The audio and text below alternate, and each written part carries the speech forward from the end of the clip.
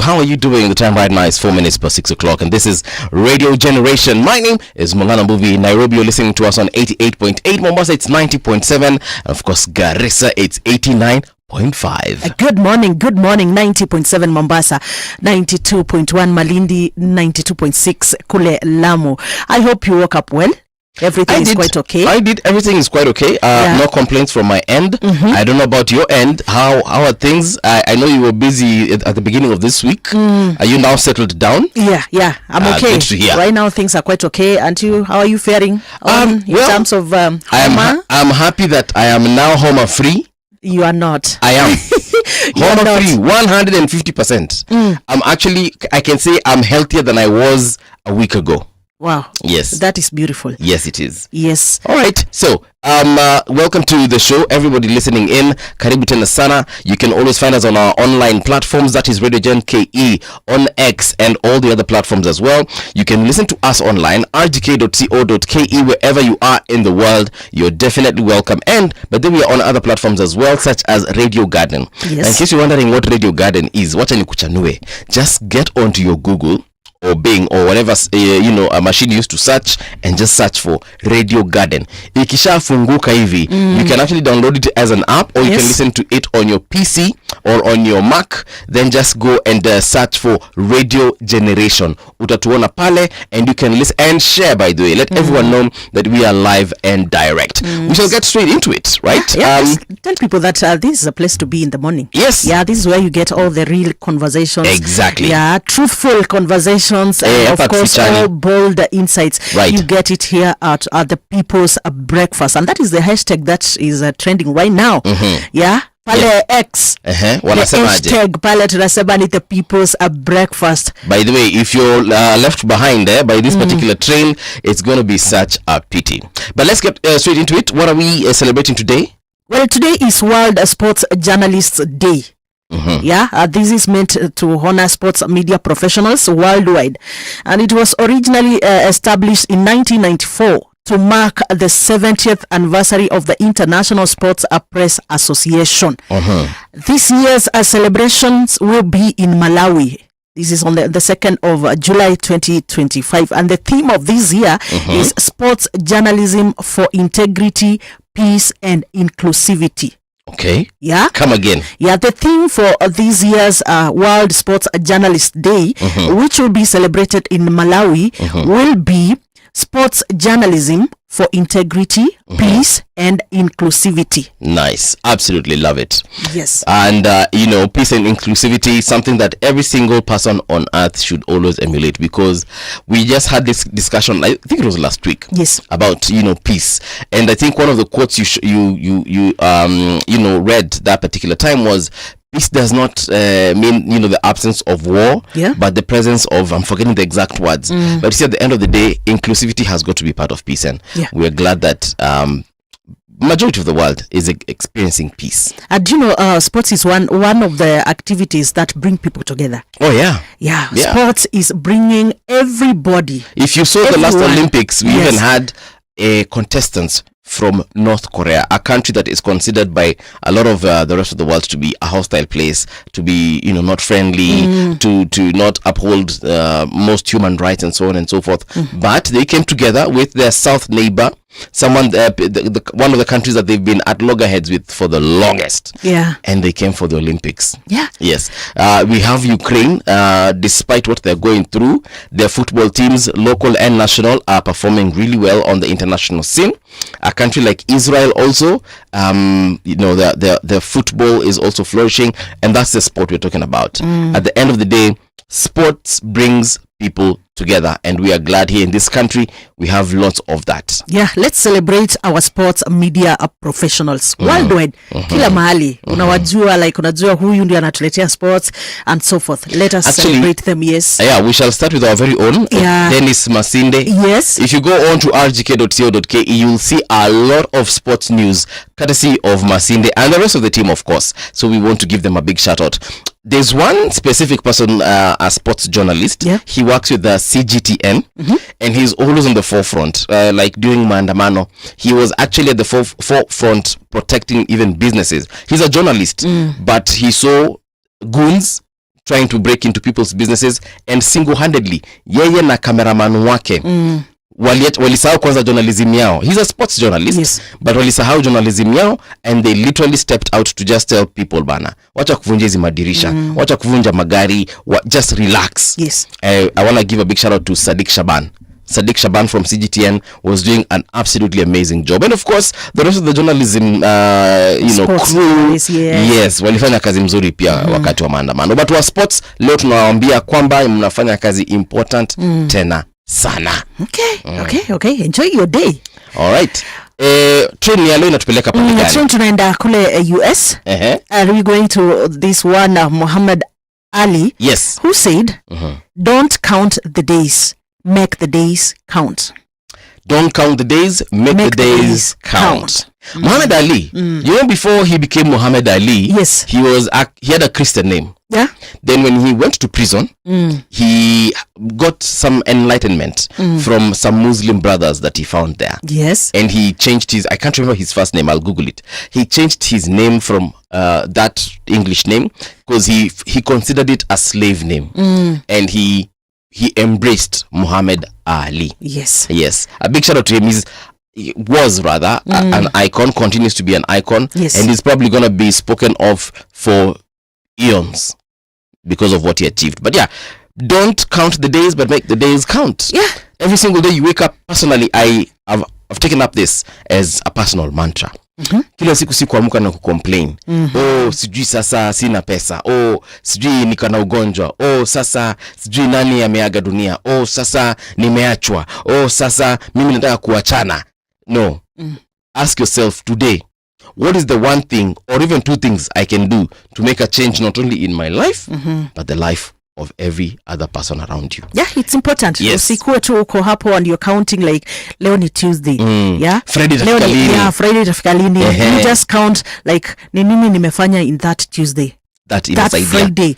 Yeah, nini imefanya ambayo inasaidia ku change my life and also changing the life of my country, Exactly. the life of Africa and just everybody who is around you. Yes. Yeah, it's quite important. So make the day count. Don't count the days.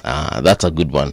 That's a good one, guys. Okay, so today we want to get into rgk.co.ke and see what is currently trending there. Or if you haven't, what is it called? Logged on. Let me give you like 10 seconds to do that as we see what's currently trending. I can see lots and lots of stories. There's one here about Matiang'i. There's one about the opposition. There's one about KMTC and TVET. There's another one about Kenya Airways. There's another one about KMTC. Leo tuanze na gani? Wacha tuanze na hii ya Matiang'i. I hope people have opened their browsers. And this is what Radio Generation is saying as far as this story is concerned. Matiang'i says, I've not asked Uhuru to endorse me for presidency. Okay. This story is actually from about 5 minutes ago. Former Interior Cabinet Secretary Fred Matiang'i has dismissed claims that he is a political project of former President Uhuru Kenyatta, saying such labels are misleading and do not reflect the complexity of his political journey. Now, on an interview, he said that Matiang'i questioned rather the logic behind the project tag, noting that Uhuru appointed over 30 cabinet members during his presidency, many of whom are still active in government or politics.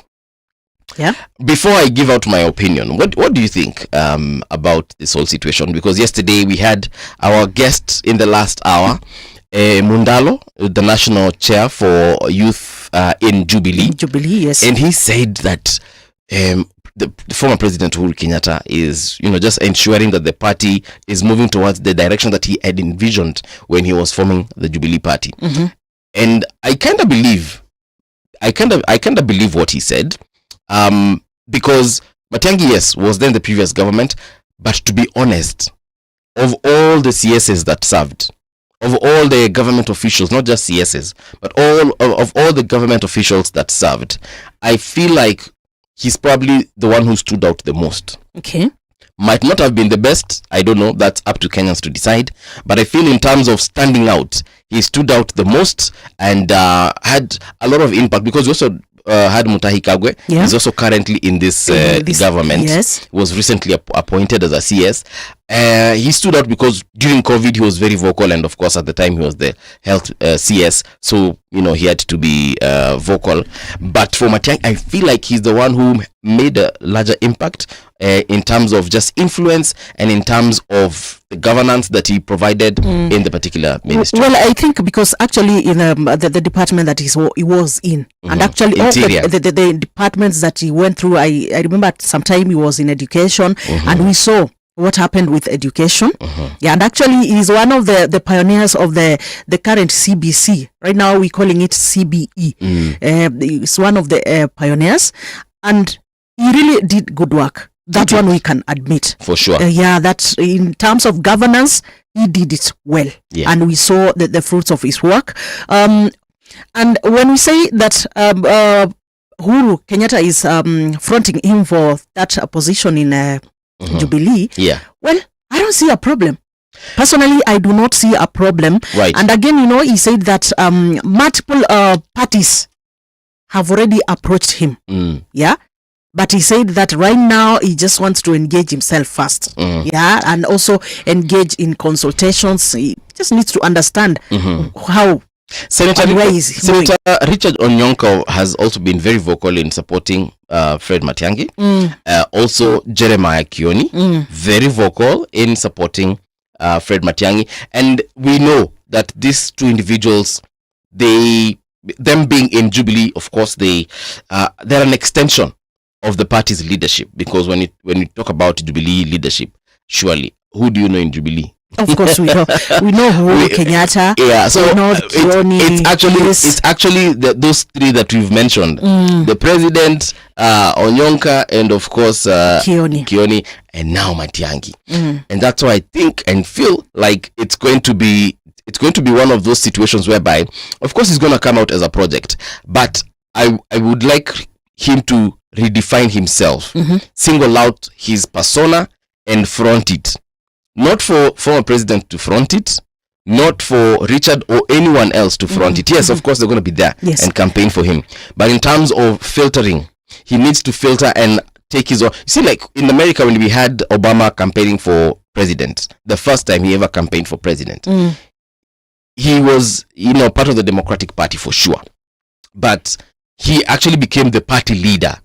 And that's how, because of the election system, they did the primaries. Eventually, they decided that he's going to be our presidential candidate, and by extension, he becomes the leader of the party. So in Kenya, I don't know if we'll ever see something like that, because now, if President Uhuru remains to be the party leader, Matiang'i will always be.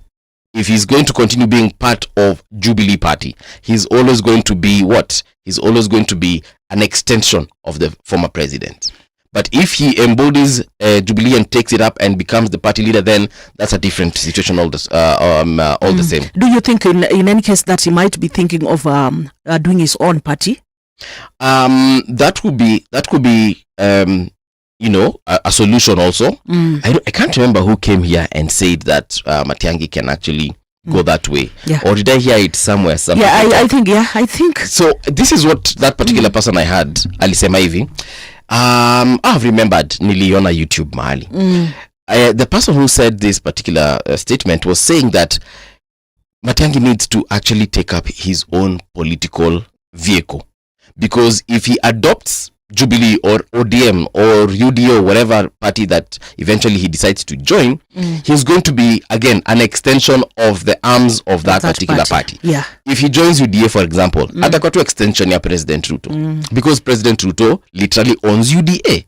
If he joins DCP, he's going to be an extension of former DP Rigathi Gachagua. Well, and like what we are seeing, most of the time, regions are fronting their parties. They're fronting their parties, and it's like people have realized that if it is this region, we need to have a party for this region. That is what we are seeing, because most of the time, when you're operating in a party that is maybe not from your region, we are not promoting tribalism and whatever, but now when you're operating in a party that is not as yours, it's like you are in a borrowed vehicle. Exactly. We saw that with Gachagua.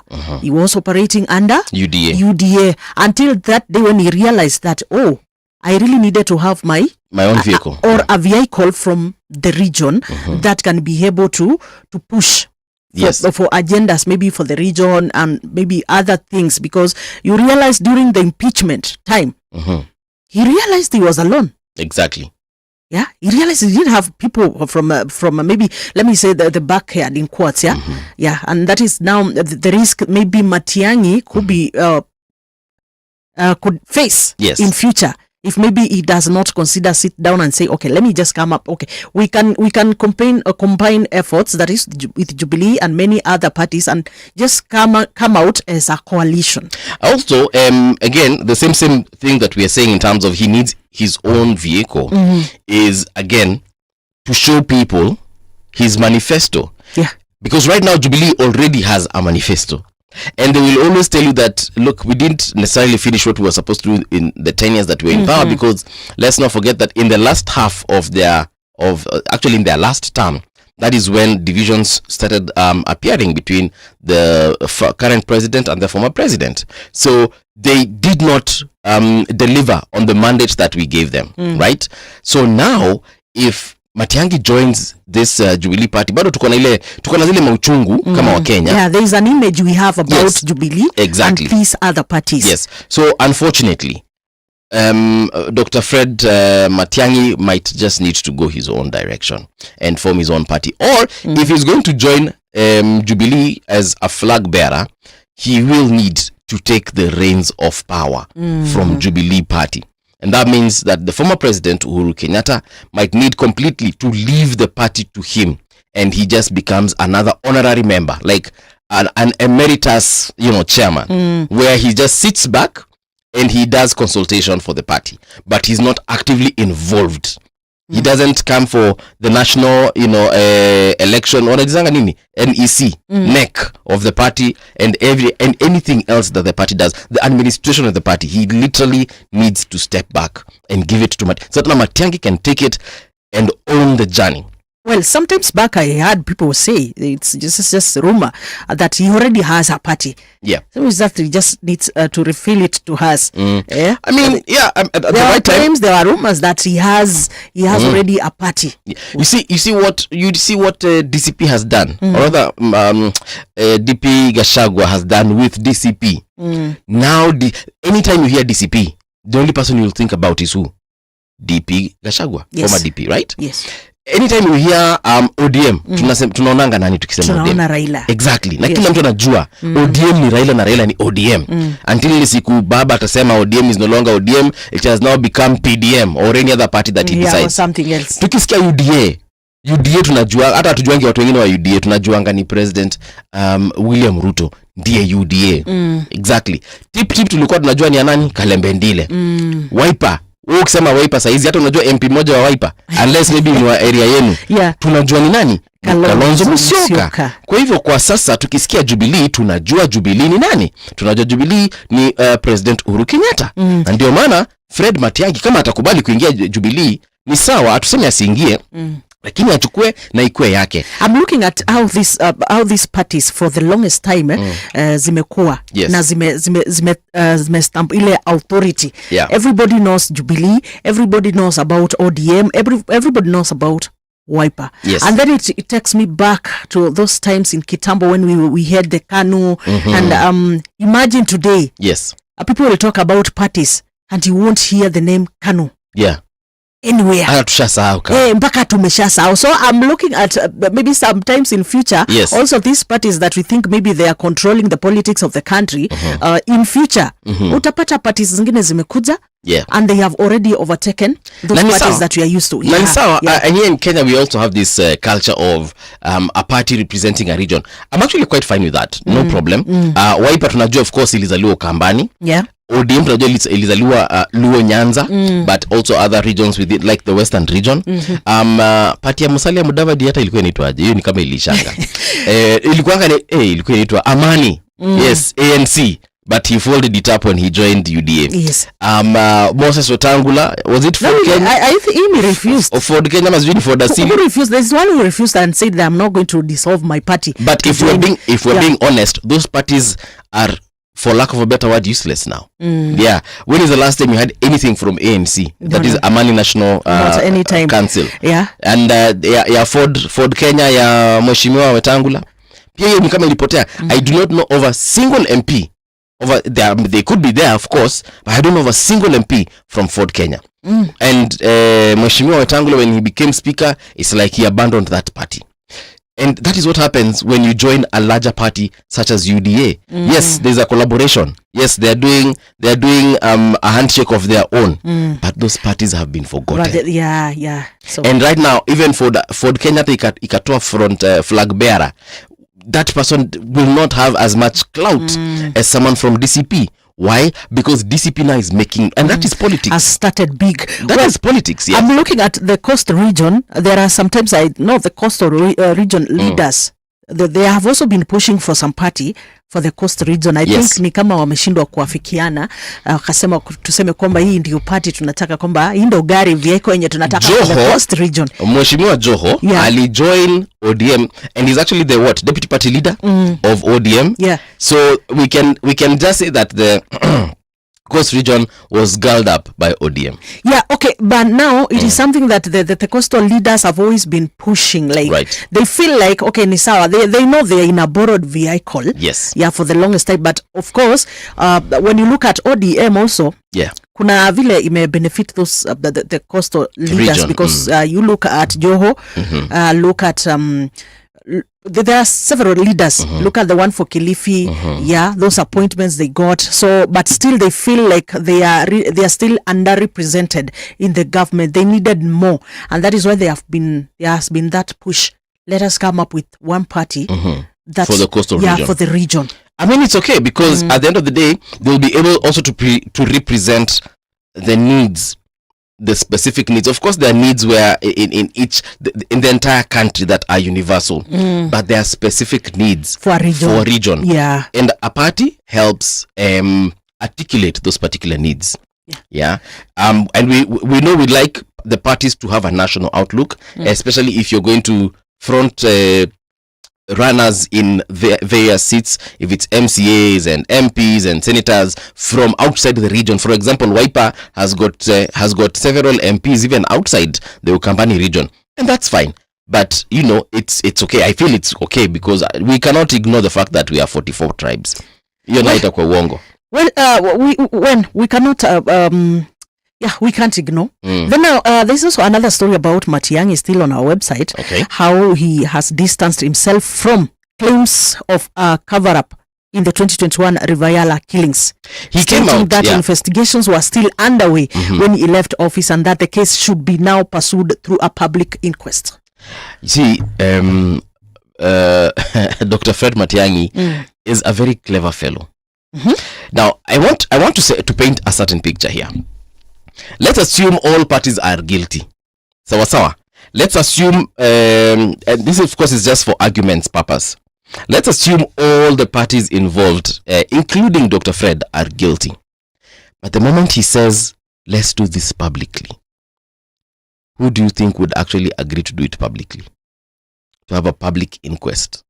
Because if all the parties, remember I said all the parties are guilty. Yeah. If today you accuse me and say, I know Mbuvi was involved in crime A, B, C, D. And Paul Mungala Mbuvi knows that you were also the accuser, involved. Patricia, was also involved in this crime. A role. Na mimi nasema sawa. Mnataka kuni investigate. Actually, nataka tufanye ikue public. Isikue chini ya maji. Msinipeleke mahali huko tuongee. Tufungue kitu kila mtu aone. Public inquest. Unajua pia utaogopa because the moment it becomes public, that means I will start talking and I'll start saying things that you don't want me to say. So hapo Fred daktari ametumia akili mtu wangu. Well, we are not saying that he did. Well, we are not concluding that he did, but this is what because I'm getting. He knows the moment you accuse me, that means you are either throwing blame or you're trying to seclude me in this situation. So before you seclude, and he's the one who actually, do you know it's Fred who came out with this whole situation? Yes. He was asked, somewhere in an interview. Yes. And then of course you could hear politicians talking about it in the circles and in the news cycles. Akasema, oh, so you want to investigate me for my time as interior CS? I'm okay with it. Let's do it publicly. Tuone nani ataongea. This also reminds me of the situation that we've been as a country in terms of the issues of corruption and so forth. Do you know, I think that is the reason why it has also been so hard to fight issues of corruption in our country. Yes, it has. Yeah, because I know you. Pia wewe umehusika hapa. You know me, nimehusika hapa. So nakwambia twende. I think that is the reason why it has been so hard framing people in such crimes, and that is the reason also why wewe kama kiongozi, most of our leaders ni wachache tu unaona kwamba kweli kuna kesi maybe ya corruption na ameenda mpaka amefungwa. Unapata kama ni hiyo ulikula peke yako. Umesikia kitu inaitangwa MAD. MAD. Yes. Mutually assured destruction. Yes. That is exactly what happens in the corridors of power. Ile siku utaijipata serikali, na kuombea ujipate kwa serikali kuwa na kazi kubwa sana. Amen. Na kuombea kuwe CS. Amen. Na kuombea hata ukuwe DP. Amen. Hata Mungu akitaka kuweke pale juu kama president. Amen. Ukuwe hapo. So that you can understand, every time we are dealing with this politician, every time we are seeing them on TV. Yes. And we see them saying, even attacking another politician or attacking a CS. It is never just a simple attack. It's usually ni kama wanakuambianga, my friend. For example, they've been talking about arresting former DP. Yes. Gachagua. Yeah. Say, and Gachagua has actually told them, you guys, you know I'm in Karen. Msianze kupiga story huko mingi. Mnaenda kwa press, mnapeana, mnaanza kujeni hapa kuleak information kwa bloggers. Kujeni tu munishike, tuseme hiki tu ilivyo. Yes. And I'm not saying that the government is afraid of arresting him. It's just that they know, if we arrest this guy, you know, once you arrest someone, you have it means that you have gathered evidence. It means that you are ready to go to court. It means that you are ready basically kuchafua huyu mtu because mko na evidence against him. Yeah. Na sasa unajua ikifika kotini, it is a matter of public interest. Yes. Even when you go to court, wewe sasa umeenda kotini ku seek divorce, you know your papers now become public. Yeah. Everyone knows. I can Google you and I get you in the judiciary and I see what crimes that you have committed. Yes. So the moment former DP Gachagua gets to court, the number of things we shall know about this country during his short stint as deputy president. Yes. That alone is enough to just, unajua ile kupaka watu matope. Kuna watu tunaonanga hivi tunasema yeye ule jamani mnoma sana. Kuna vitu tunajua juu ya huyo jamaa tuseme we, because hapo sasa ni kuchafua na ni urushe. Do you remember sometimes before when the current president was still a deputy president? Yes. Sometimes back. I remember the issues of watu wakiambiwa kuja waonyeshane their worth. Waseme pesa yao. Na kukakuwa pia na hizo issues za corruption and so forth. Then alisema okay.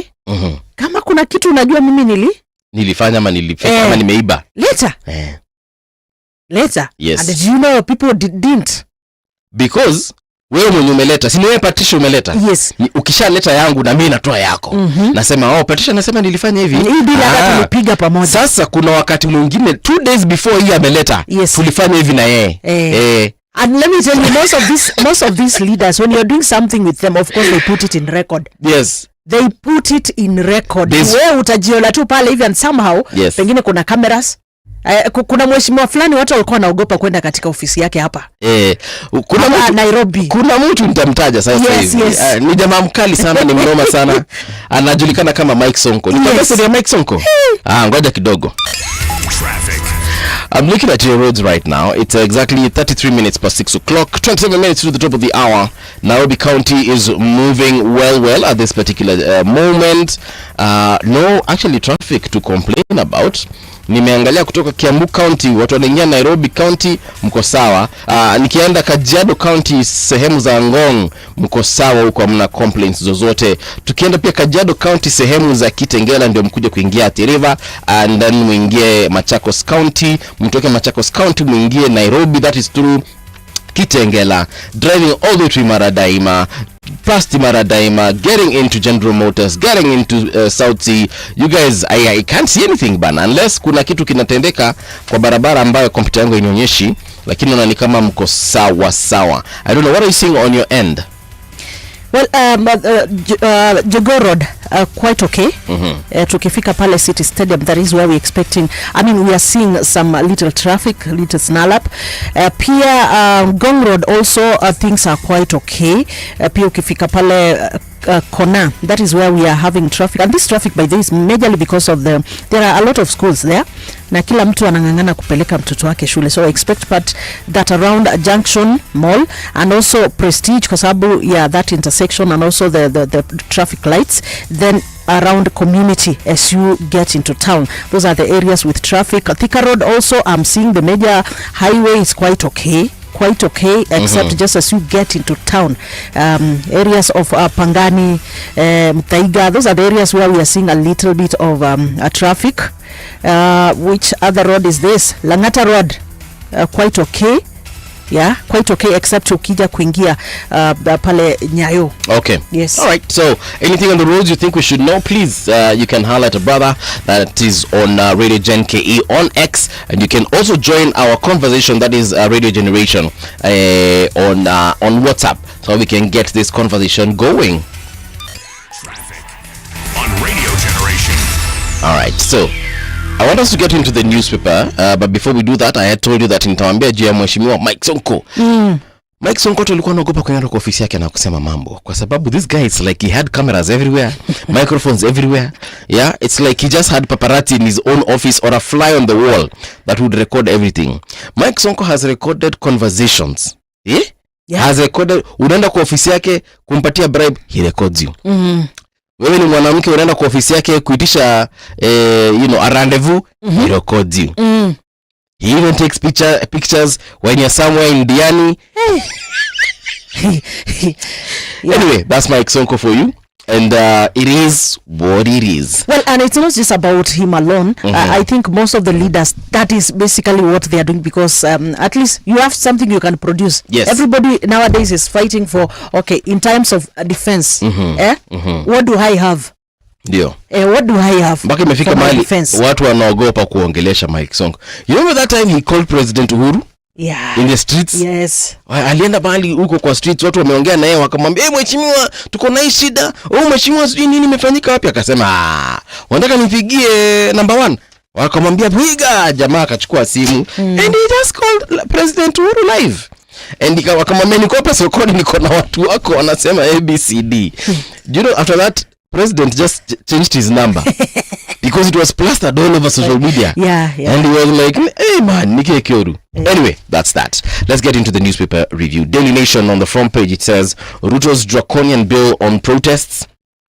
Stung by a wave of youth-led anti-government protests, President William Ruto's administration has lined up a new bill that seeks to demarcate areas for holding demos while stipulating fines and jail terms for anyone found in non-designated locations such as Parliament, police stations, courts, and other protected areas. This story is on page 4 and 5. Now, it's been sponsored, this bill, by Nairobi woman rep Esther Passaris. This law is not meant to criminalize protests. It's not meant to silence anyone, but to bring order and protect people. It's a measure to ensure protests are not hijacked by goons. Order is not an infringement of democracy. Me, I just want to say this, guys, ladies and gentlemen. I just feel like this, and this is just my opinion as Mungala Mbovi, not that of Radio Generation, but hii ni bili ya kifala. Hii ni ya upuzi. Why am I saying this? Because number one, every time we Kenyans rather, ask to protest or to demonstrate or to picket or whatever, they write to the police and request for permission, which by the for me, I think is just a formality. It should be granted either way because it is our right. And who are we demonstrating to, or who do we want to hear us? Because we are not demonstrating rather to be heard by the boda guys. We are not going to the streets to be heard by NGOs. No, people go to the streets to be heard by the government. And where is the government? The government can be found at parliament, which is one arm of the government. Yes. The legislature. The government is found in the judiciary. The other arm of government, government is found at State House. Yes. The executive arm, or the apex arm of the government. So if we cannot take our grievances to either of these locations, then who are we telling anything? You know, this is just a clear indication that you guys, you're just making noise. It's just a clear indication that our legislators, the people that we entrust with lawmaking in our country, right? The people that we are entrusting that they are going to oversee to oversee our resources as a country. But right now, because we have issues that we want them to address, them now, they are building a wall around them. See, now what they have in their minds is their security. They are not now. You know me. The reason why I'm just against this is they just want to protect themselves. Sure. What about that other business person mwenye akona biashara ambapo cameras zake zinachukuliwa, laptops zake zimechukuliwa? What about that person? Now wao wanataka they push for a bill ambayo itawapatia protection, ambayo itawapatia security. But now, what about the other Kenyans? What about these women who are being raped? What about these other Kenyans who are losing their properties through looting? Yeah. There is something, there's a duty that they have as a government. You have a duty to protect Kenyans. You have a duty to protect Kenyans' properties. So, see, you do not have a duty to protect yourself alone. Yeah. And by the way, status is the people's property. Yeah. Parliament is also people's property, by the way. Yes. Judiciary is our property. That is why, Patricia, you have the right today to go to parliament and see your MP or your senator and give them your feelings about your governance. That's why you have a right today to go to court and defend yourself in case of a crime, or defend yourself or seek justice rather in case you have been wronged. And it is a place where you can walk in freely. It shouldn't have barriers or barricades. Yes, it can have security officers there to guard against rogue elements. But at the end of the day, Patricia should be able to walk in there venye anajisikia. Yes. So if we have a problem with parliament, we won't go to Koinange Street. If you have a problem with the president or the presidency, we will not go to Ruby's petrol station and picket there. Exactly. We will go to where the problem is. Uko na shida na ndugu yako, hautapigia mama yako, utapigia ndugu yako. Utaenda uone ndugu yako. Hautaenda kwa rafiki zako kuambia shida yako na ndugu yako. So we want just to ask them a question. So they want now demonstrations. Watu waende wakademonstrate Gikomba. And yet shida ni parliament. Yes, waende wakademonstrate huko Jogoo Road. But now the problem, the people that we want their attention, the people that we want them to hear our cries, they are in parliament. Do you know how international news reported the protests of June 25th this particular year? Because that's the day walieka hiyo sengenge. The razor wire. Yes, around parliament and State House. And international media was saying, literally, this is what majority of them reported, that ile place wananchi wanafaa kwenda kusik issues na kucomplain na kusik usaidizi ndizo wamefungiwa kufikia. Something that even local media did not necessarily talk about. Yes, we spoke about the fact that it was cordoned, but I don't think we highlighted the significance of that cordon. Because it is not private property. We respect the fact that State House is where the president and his family live. That one, we cannot run away from that part. And yes, they are entitled to some semblance of privacy. Yeah, but at the end of the day, we should be allowed even to get to the gates, to the security perimeter, and just to make our voices heard. We should be allowed to go to parliament where our MPs, people that we elected, we stood in line for hours to elect these people. And we need to see them and tell them where because a lot of these MPs sometimes they don't even come to the places where they were elected. I can't remember the last time mali ninaishi niliona MCA. Sikumbuki the last time niliona MP wa hiyo area because hawakujaki kutuona, hawakujaki kukumbusha wewe sasa nakumbuka barabara nyiko na sort. They don't do that. And I think Mbuvi, this is a very a clear sign that our leaders are not understanding why these demonstrations are being done. It's just a clear sign that it's like they're not getting this. They are actually not getting what Kenyans want, because when now you start putting a security, you are protecting yourself. You do not want people to reach you. It means that this is something that you already have ignored. Because if indeed you heard what people are complaining about, yes, it is your duty now to come out and tell Kenyans, yes, we have heard you. This is a complaint that you people have. This is the complaint. This is what we are planning to do in terms of the high cost of living. Yes. This is what we can do. This is what we are planning to do. That is basically what Kenyans want. Now, in this bill, these are the numbers according to the Daily Nation. You will be fined 100,000 Kenya shillings if found guilty of participating in demonstrations in non-designated areas. A 3-month jail term if found guilty of participating in demos outside the demarcated areas.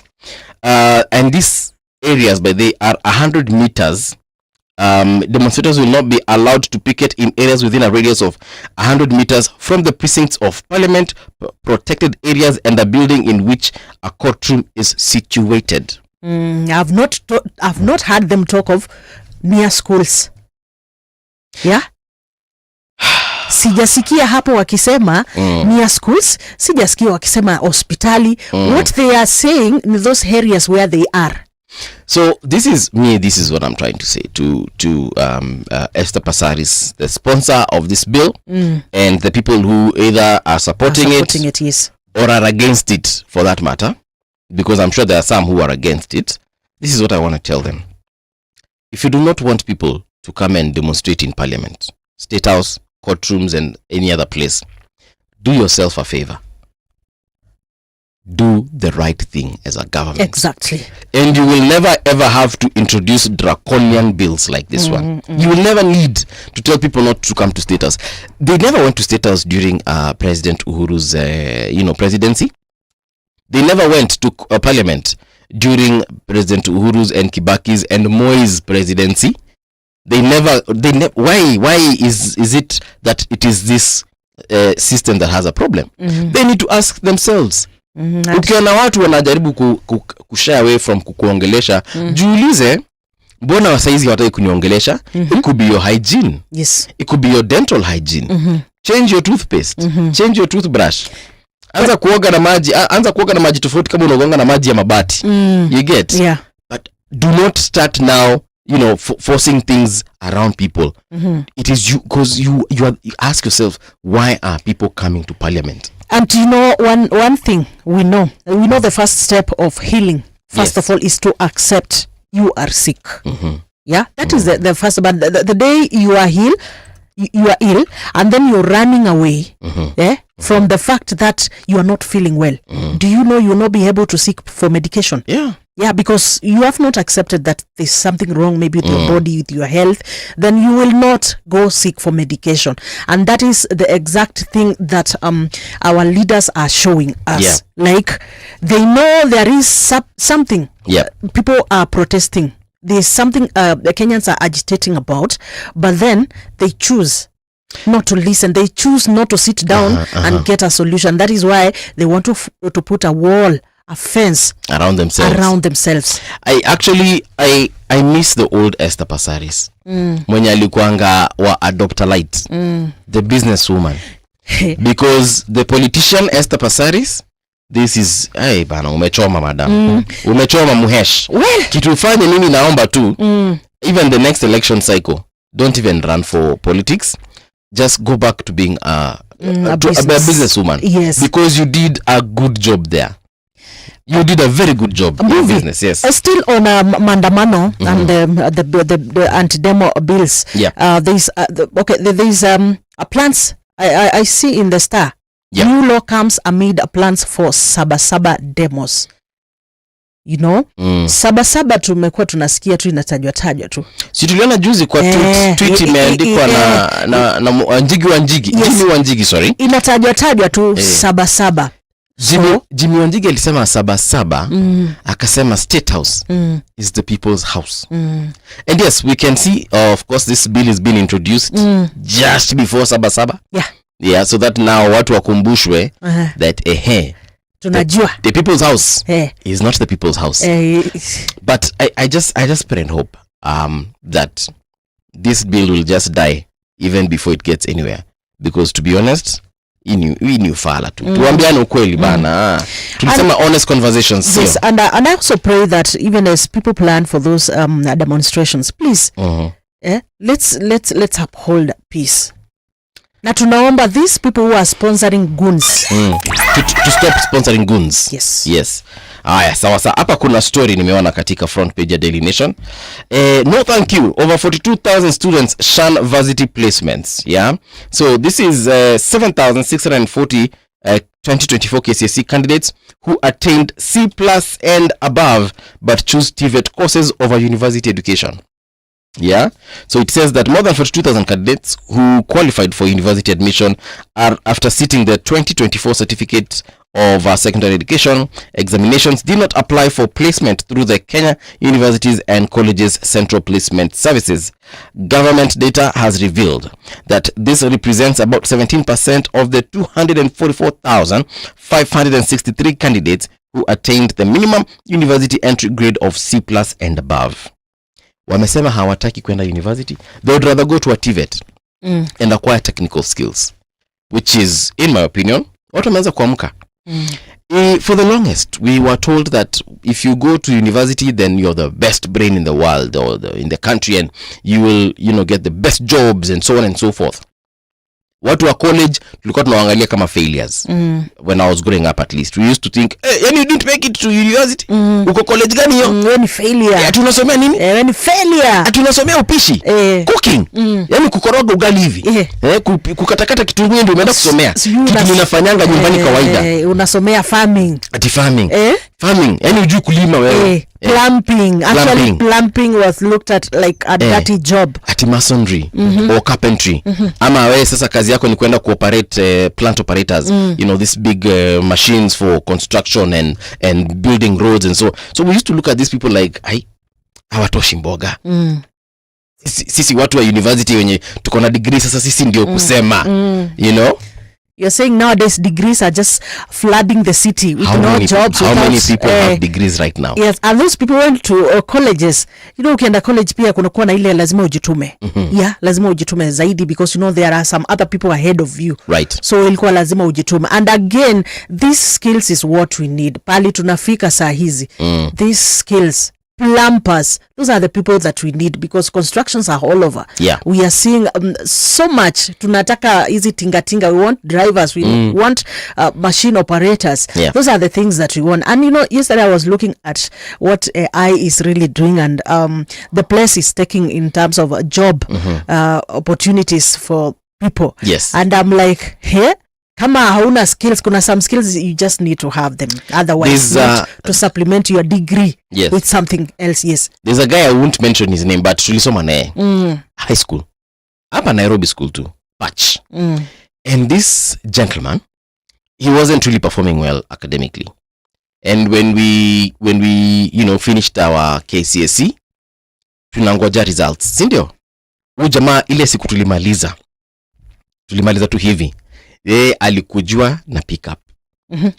Wakabeba vitu kaenda nyumbani. Sisi wengine tukaenda venye tulienda. Watu wa taxi wale na taxi, wenye tulikujua na wazazi na magari tulikujiwa. Long story short, this guy the moment he left from 4 like this, he knew for a fact hiyo kesi hakuna mali inampeleka. He knew for a fact that he had performed dismally. So he literally got into the family business. Kaanza kukua, he was they owned a petrol station. Immediately got into managing one of the petrol stations. Sisi tuko hapa tunangoja results zitoke. Ndio tuitwe university, tuambiwe tumeitwa Kenyatta University kusomea biotechnology.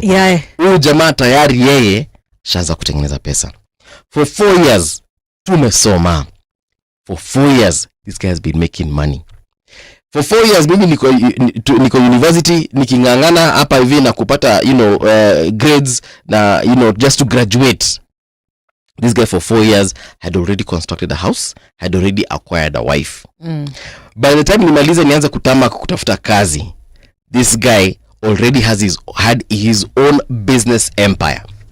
Long story short, right now mimi na jamaa, we are on different levels of success, and he is doing way better if you ask me.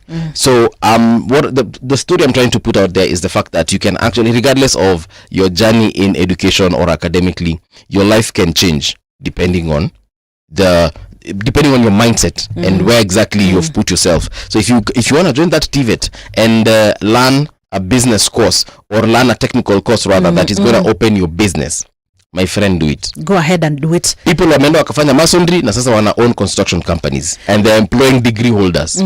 Yes. Well, on other news on the Star, still on the Star, I see this story about the government failing to produce missing blogger Diangui. Yeah, this is a story that we saw yesterday. We saw the proceedings zikiendelea. Did you see that a Kenyan who stood up? Yep. Na akaongea na machungu mengi sana. Aliongea kwa machungu mengi sana. Unasema kwamba we need these guys. Hizi story mingi mara produce nani mara nini. What we need is just this guy. But DCI came out and said they don't have him. They even gave a chronological order of what happened. They went to his house, did a search, and they left him very much alive and well. And the DCI came out and said yeye mwenyewe kama kuna mahali amejificha ajitokeze, aache kufanya the country hapa fikiria ati DCI ilimchukua na hakuna mahali alimchukua.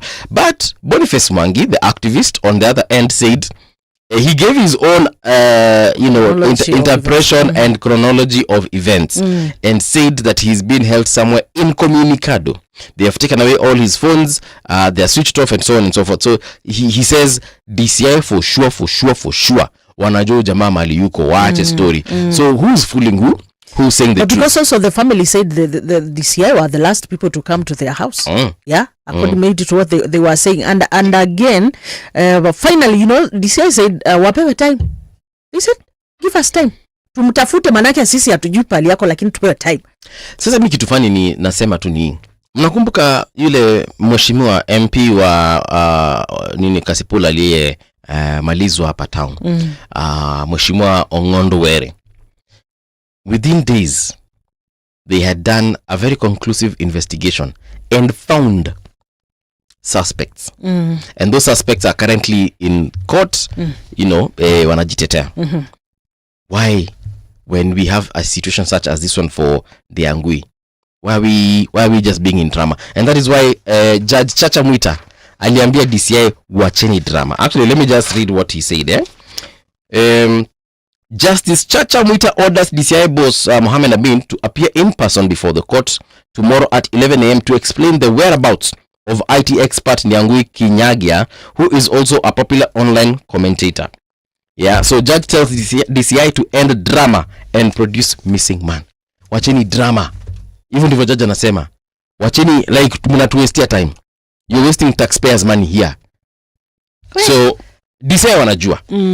DCI me, I believe they know where this guy is. Whether he's the one hiding himself or they're the ones hiding him. They can get him. They know. Yes. So si tunaomba tu pia.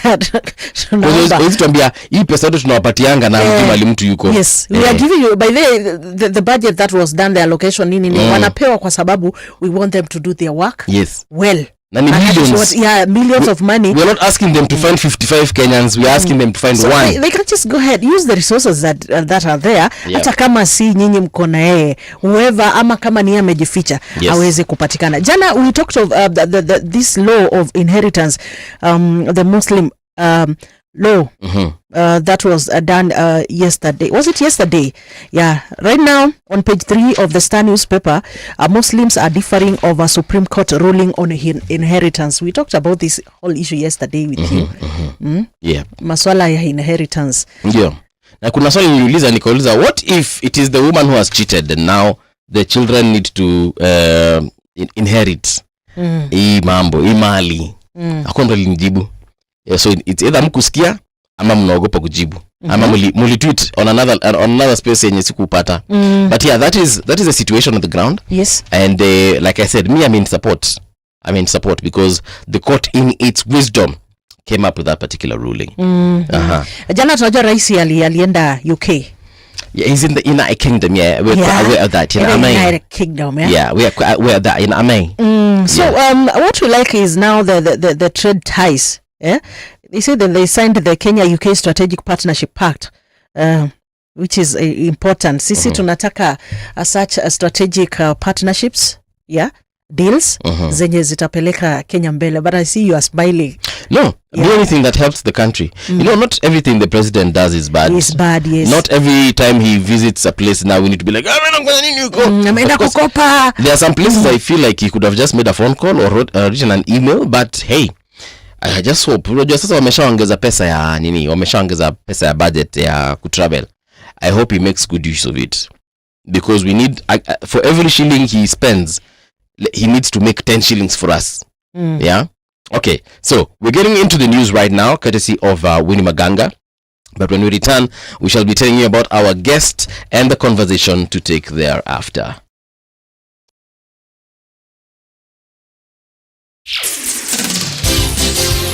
It's 7 o'clock. Radio generation, the sound is fine. Pump it up, turn it high all the time. Let the music move you, let's sway. Radio G's got your jam all day. Radio Generation, the home of urban soul.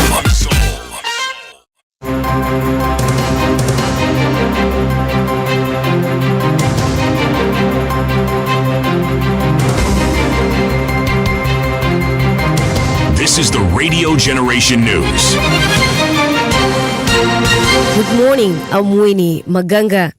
Kenya and the United Kingdom have sealed a renewed strategic partnership for 2025-2030. The deal is set to unlock a multi-billion shilling cooperation deal that is set to double bilateral trade, boost digital innovation, and transform infrastructure, placing the Nairobi Railway City project at the center of the expanded agenda. President William Ruto and UK Prime Minister Keir Starmer announced the new pact on Tuesday during a bilateral meeting in London. The framework aims to enhance economic development while fostering regional stability and climate resilience. Those numbers are speaking about sizes of markets and sizes of the economy. And with an investment in Kenya, with positioning your business in Kenya, you have access to what we have already negotiated around these markets. Your products, investing in Kenya is not just investing in Kenya. It is also having access to the markets that Kenya already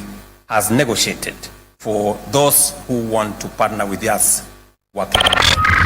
The High Court has ordered the Director of Criminal Investigations, Mohamed Amin, to personally appear in court on Thursday, July 3rd, to explain the whereabouts of missing blogger Ndiangui Kinyagia. Justice Chacha Mwita noted that DCI officers were the last known individuals to visit the blogger's residence before his disappearance. The court emphasized that it does not require the Inspector General to appear, but insisted that Amin must personally account for the agency's actions. On Monday, the High Court ordered Inspector General of Police Douglas Kanja to produce Kinyagia, who has been missing for 11 days. How much time? I wanted that person, whether he's dead or alive. They have said their story. Yes. You have said your story. Yes. I'm looking at the two stories. We are not interested in any other thing other than the human being. So when can we get this human being? You know, Mr. Maro, tell your clients, and these people, I'm also speaking to these people. There is no way a Kenyan will get out of his abode and vanish from this world without trace. It's not humanly possible. The Kenya National Union of Teachers has issued a 7-day ultimatum to the Teachers Service Commission, demanding a counter-offer in the ongoing collective bargaining agreement negotiations. This as pressure mounts over the delay in renewing the now expired 2021-2025 CBA. Speaking during a press briefing on Tuesday, NAT Secretary General Collins Oyu criticized what he described as the Commission's silence. Oyu warned that teachers across the country are growing increasingly frustrated with the stalled process. We have told Teacher Service Commission, can you prepare within the 7 days and present a counter offer? The reasons that they presented to us, as a union, we consider very flimsy. We are the top-notch negotiations with the different arms of government to come up with a fully prepared counter offer. I said, on behalf of my team, that is none of our business. What we want is a counter offer. Give us what you have. Your preparation is not our business. And I want to say here and now that teachers of this country are really disappointed. Kenya National Union of Teachers did not expect. After hours of stalemate, Republicans in the U.S. have narrowly passed Donald Trump's mega bill on tax and spending. This means the proposed legislation has cleared one of its key hurdles. The One Beautiful Bill Act passed with Vice President J.D. Vance casting a tie-breaking vote after more than 24 hours of debate. It now heads back to the House or lower chamber where it still faces more opposition. An earlier version was cleared by House Republicans by a single vote margin. On this vote, the yeas are 50, the nays are 50. The Senate being evenly divided, the Vice President votes in the affirmative. The bill as amended is passed. Arsenal boosted their goalkeeping options on Tuesday with the signing of Kepa Arrizabalaga from Chelsea for a reported £5 million fee. The 30-year-old Spaniard remains the most expensive goalkeeper in history after his £71 million move to Chelsea from Athletic Bilbao in 2018. However, Kepa failed to deliver on that price tag as he fell down the pecking order at Stamford Bridge before spending the past 2 seasons on loan at Real Madrid and Bournemouth. He is expected to act as a backup to establish Arsenal number 1 David Raya. And that's the truth on Radio Generation. Good morning. I'm Winnie Maganga.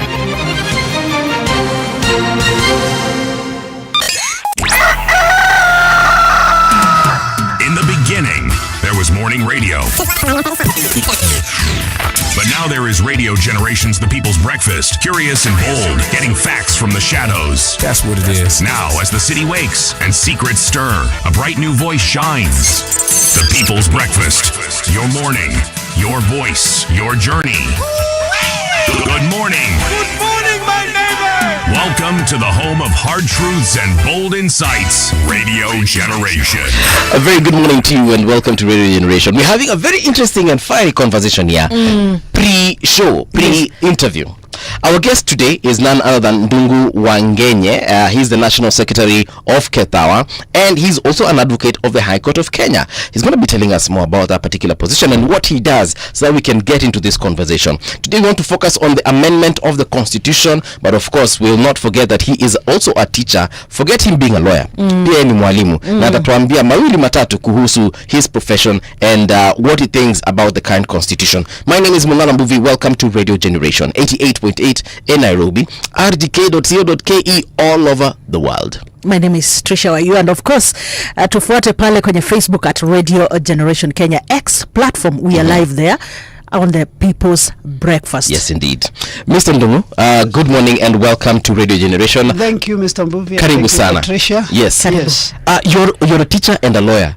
How did that come about? Because I know teachers are trained to be teachers and they're in class, wanafunza until they retire. My parents were teachers. I have relatives who are teachers. And I've never met a teacher and a lawyer. You have never met? Never. I've met one today. You're the first one. You have met one today. Okay. My first degree was in Bachelor of Science in Education. Yes. That is my first degree I did in Egerton University, where I pursued mathematics, physics, and chemistry. And after graduation, I pursued my postgraduate degree in education, where I was employed as a mathematics chemistry teacher by Teacher Service Commission. I taught only for 2 years. Then I did quit. I pursued my master's in project planning and management. Right. Then later I enrolled for a law degree in University of Nairobi for 4 years. Then I went to Kenya School of Law for 2 years. I went for pupillage and I was admitted as an advocate of High Court of Kenya. That is why I ended up being a teacher by profession, registered, because I'm still registered. I've never been deregistered by TSC. Because what happens is that once you are registered by the TSC, you cannot be deregistered. You can only either you are employed by the TSC, where you are earning salary from TSC, Yes. or maybe you may decide to practice individually as a teacher in private school, or even fail to, Right. because it's not a must that you may be employed by the Teacher Service So Commission. if I'm a registered teacher and God forbid I commit a crime and I go to committee, Exactly. I will still remain registered at the No. Once you are convicted of a crime, then somebody can move Teacher Service Commission, which is a regulatory body, to deregister you because of professional misconduct. I will give an example of those like who may have canon knowledge with the students. Yes. If you have a canon knowledge students as a man or even as a lady,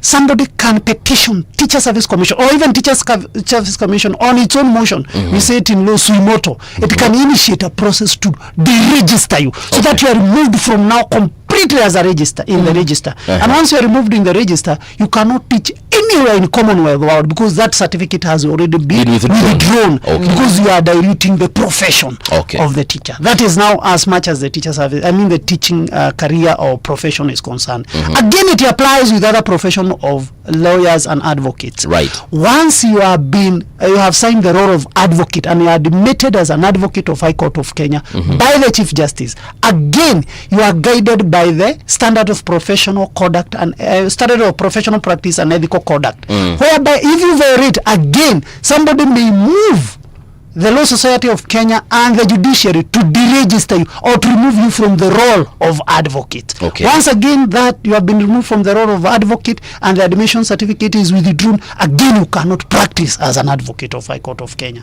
So if I serve my term, yes, let's say maybe I was jailed for 5 years, yes, and then I do my 5 years, yes, I come out, I've been rehabilitated, I am now an upstanding citizen. Can I get registered back to TSC or even to the legal profession? The professions have its own guiding standards. It depends to what extent did you commit professional misconduct that warrant you to be deregistered in either profession, even medicine. But you will of course be given an opportunity to be heard. We always say you cannot condemn somebody unheard. Okay. So once you are given an opportunity to be heard, because the petition will come, we want to deregister you because of ABCD misconduct, then you'll be given an opportunity to defend yourself. Then it is from that a professional body made of experts will now evaluate whether you meet the merit of being deregistered or you meet the merit of continuing or you meet the merit of maybe being warned or maybe suspension for 1 year and then you are reinstated. It depends on what misconduct you have committed. So all the professionals are guided by that, actually including engineering, medicine, accounts. They are a regulatory body that governs every profession to maintain the standards of professionalism. Exactly. All right. Well, I'm looking at that in the mirror of our leaders, our leadership in our country, and maybe the constitution and the laws that we have. Do we have laws that maybe also can put our leaders in such kind of a situation? We have integrity and ethical conduct, which is guided by Chapter 6 of our constitution. But you see, leadership is a position, but these are professions. There is a variance. But of course, as a leader also, you should be guided by ethical conduct that is guaranteed or enriched in Chapter 6 of our Constitution. Because there is a minimum as how much you can do as a leader. Maybe I can give you an example. I was a CEC in the county government. In fact, I was a CC in charge of transport, energy and public works in Nyandarua county government. And with the then governor, because he was removed from office in 2022 after the general election, Governor Kimemia, he was former head of public service in President Kibaki's government. And as a CC, you are a state officer. Actually the highest job group in the public service, job group T, and that is a very high job group in the county government. And we were guided by ethical conduct as a state officer, which also guarantees our leader, maybe the MPs, the national government minister, the PS, the head of parastatus. You are guided by that ethical conduct as guaranteed by Chapter 6 of our Constitution. There is this one you can do. Actually, the Constitution tells us that your conduct, either in public or in private, must bestow the dignity of that office you are holding. I'm here. This is maybe a private institution, a private radio company. But the conduct I'll betray here, or even when I'm walking outside here, it should bestow the dignity of the office I'm holding. So that one should also be enriched and enforced in our Constitution. And also with our leaders, so that they behave in a manner that office we have given to them, because we have entrusted that office to them. It is our image, actually. So when you see a leader, throwing jabs and, uttering words, derogatory words to another leader, you question, is this the leadership and integrity that we installed in our constitution, that we give to ourselves? Well, talking of the constitution of our country, yes, it has been praised as one of the best constitutions around. Maybe there's an advocate. What are some of the unique features of our constitution that you feel like, anyway, this is makes us a top at a step higher yes, than any other countries around here? One of the things that I would bestow in our constitution is on chapter 4. That is on the Bill of Rights and Fundamental Freedoms. Okay. All the way from Article 19 all the way to Article 51. About 50 articles. Nothing else apart from the rights and fundamental freedoms. I'm telling you, madam, if you don't protect that one, we have no country to run. That is where you see other countries, particularly in African region, yes, you find that the rights and fundamental freedoms are being suppressed to the citizens. These are the rights. They are some of the rights that you cannot even take away, and they are internationally recognized. And why? If you look at, maybe when I was in law school, one of the teachers I came to love about so much was my lecturer in a unit called Social Foundations of Rule, was Dr. Nancy Baraza, the former Deputy Chief Justice. Oh, okay. She used to teach us and tell us that why do we have this Bill of Rights? Because there are so many theories of law, positivist theory, like the one that was used by Hitler, that the law says, the law says an eye for an eye. The Humbriabrian law, the laws of Mesopotamia, that if you pluck my eye, I also pluck yours. Then we will be having a country of blind people. Yeah, that's a quote you had. It is a positive theory, which says the law strictly says the law strictly says that if you steal, I chop off that hand. Then we should be having so many disabled people. But now the law, the natural law came, and then it was like, must we necessarily cut his hand? Why can't we punish him in another way, but we just leave the hand? That is how the Bill of Rights and Fundamental Freedoms came to be about. That it is not a must strictly, like now, today, the Penal Code. If you read the Penal Code, Section 203 read together with Section 204 of the Penal Code, it is about murder. If you are convicted of murder, the sentence is death. But again, if you look at Article 26 of the Constitution, it prohibits killing. You cannot take someone's life. And now the Supreme Court did interpret that article of the Constitution, that despite the fact that the crime to murder specifically says you should die, you should be hanged, actually. The sentence is death.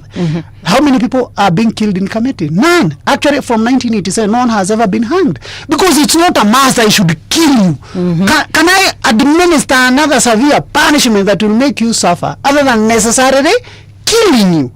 So the Supreme Court interpreted and say the mandatory nature of death is what is unconstitutional. The mandatory nature. Yes, you can be sentenced to death, but it is not a must.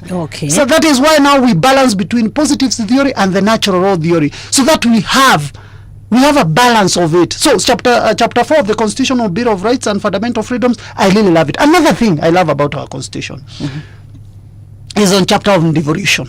The devolved units. We have come to a place where, and I have served in the county government, and another day I was teaching some, the good thing is that Buvia, I'm a teacher and I'm also a lawyer. I was teaching people about law. And I was telling them, in our country, is the problem we have in our country today, as we may say, is it really the president?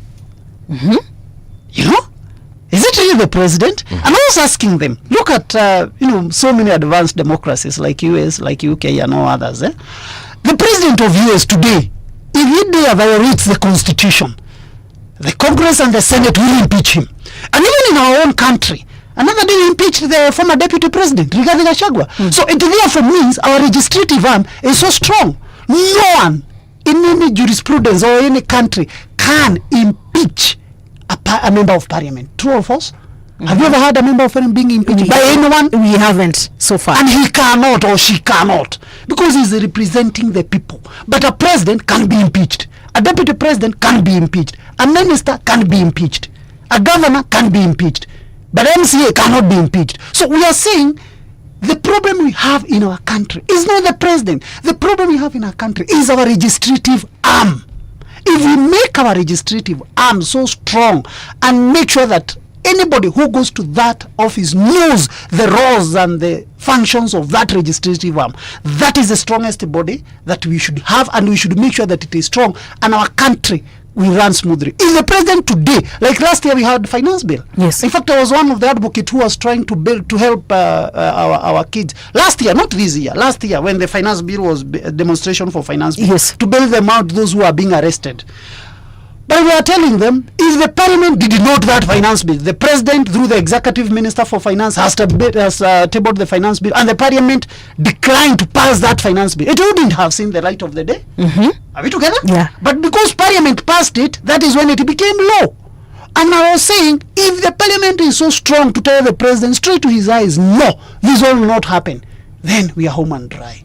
I want to take you back a bit to the point where you said that we cannot impeach an MP or an MCA because We cannot really call. because they are a representative of the people. Yes. So what happens when I'm unhappy with my MP That is what I say. or my MCA? So let's start with the MP. I'm unhappy with my MP. Yes. In this country, there's a very long process, I Yes. understand, of recalling an MP, Yes. which is tedious, Yes. and perhaps no one single naweza kwa nikitaka kuita MP wangu. Lakini when I think about where to start, I'm just like, you know what, wacha tu 2027 tutachagua mwingine. Yes. What is, maybe you can just give us like a screenshot of that process so that we can understand. It is very simple. I think 106 led together with 104 of the course give the provisions of how you can recall your own MP or your own MCA or even a senator and women, because they are all part of the legislative arm of the government. Okay. And it is that simple. If you are aggrieved, of course, the article in the Constitution, and this is something we are raising it as a lawyers or as advocates, that the MPs, the legislative arms of our government, both the Senate and the National Assembly, were to make law, to operationalize an article of the Constitution. You know, a Constitution is a very big article. Yeah. It provides an article.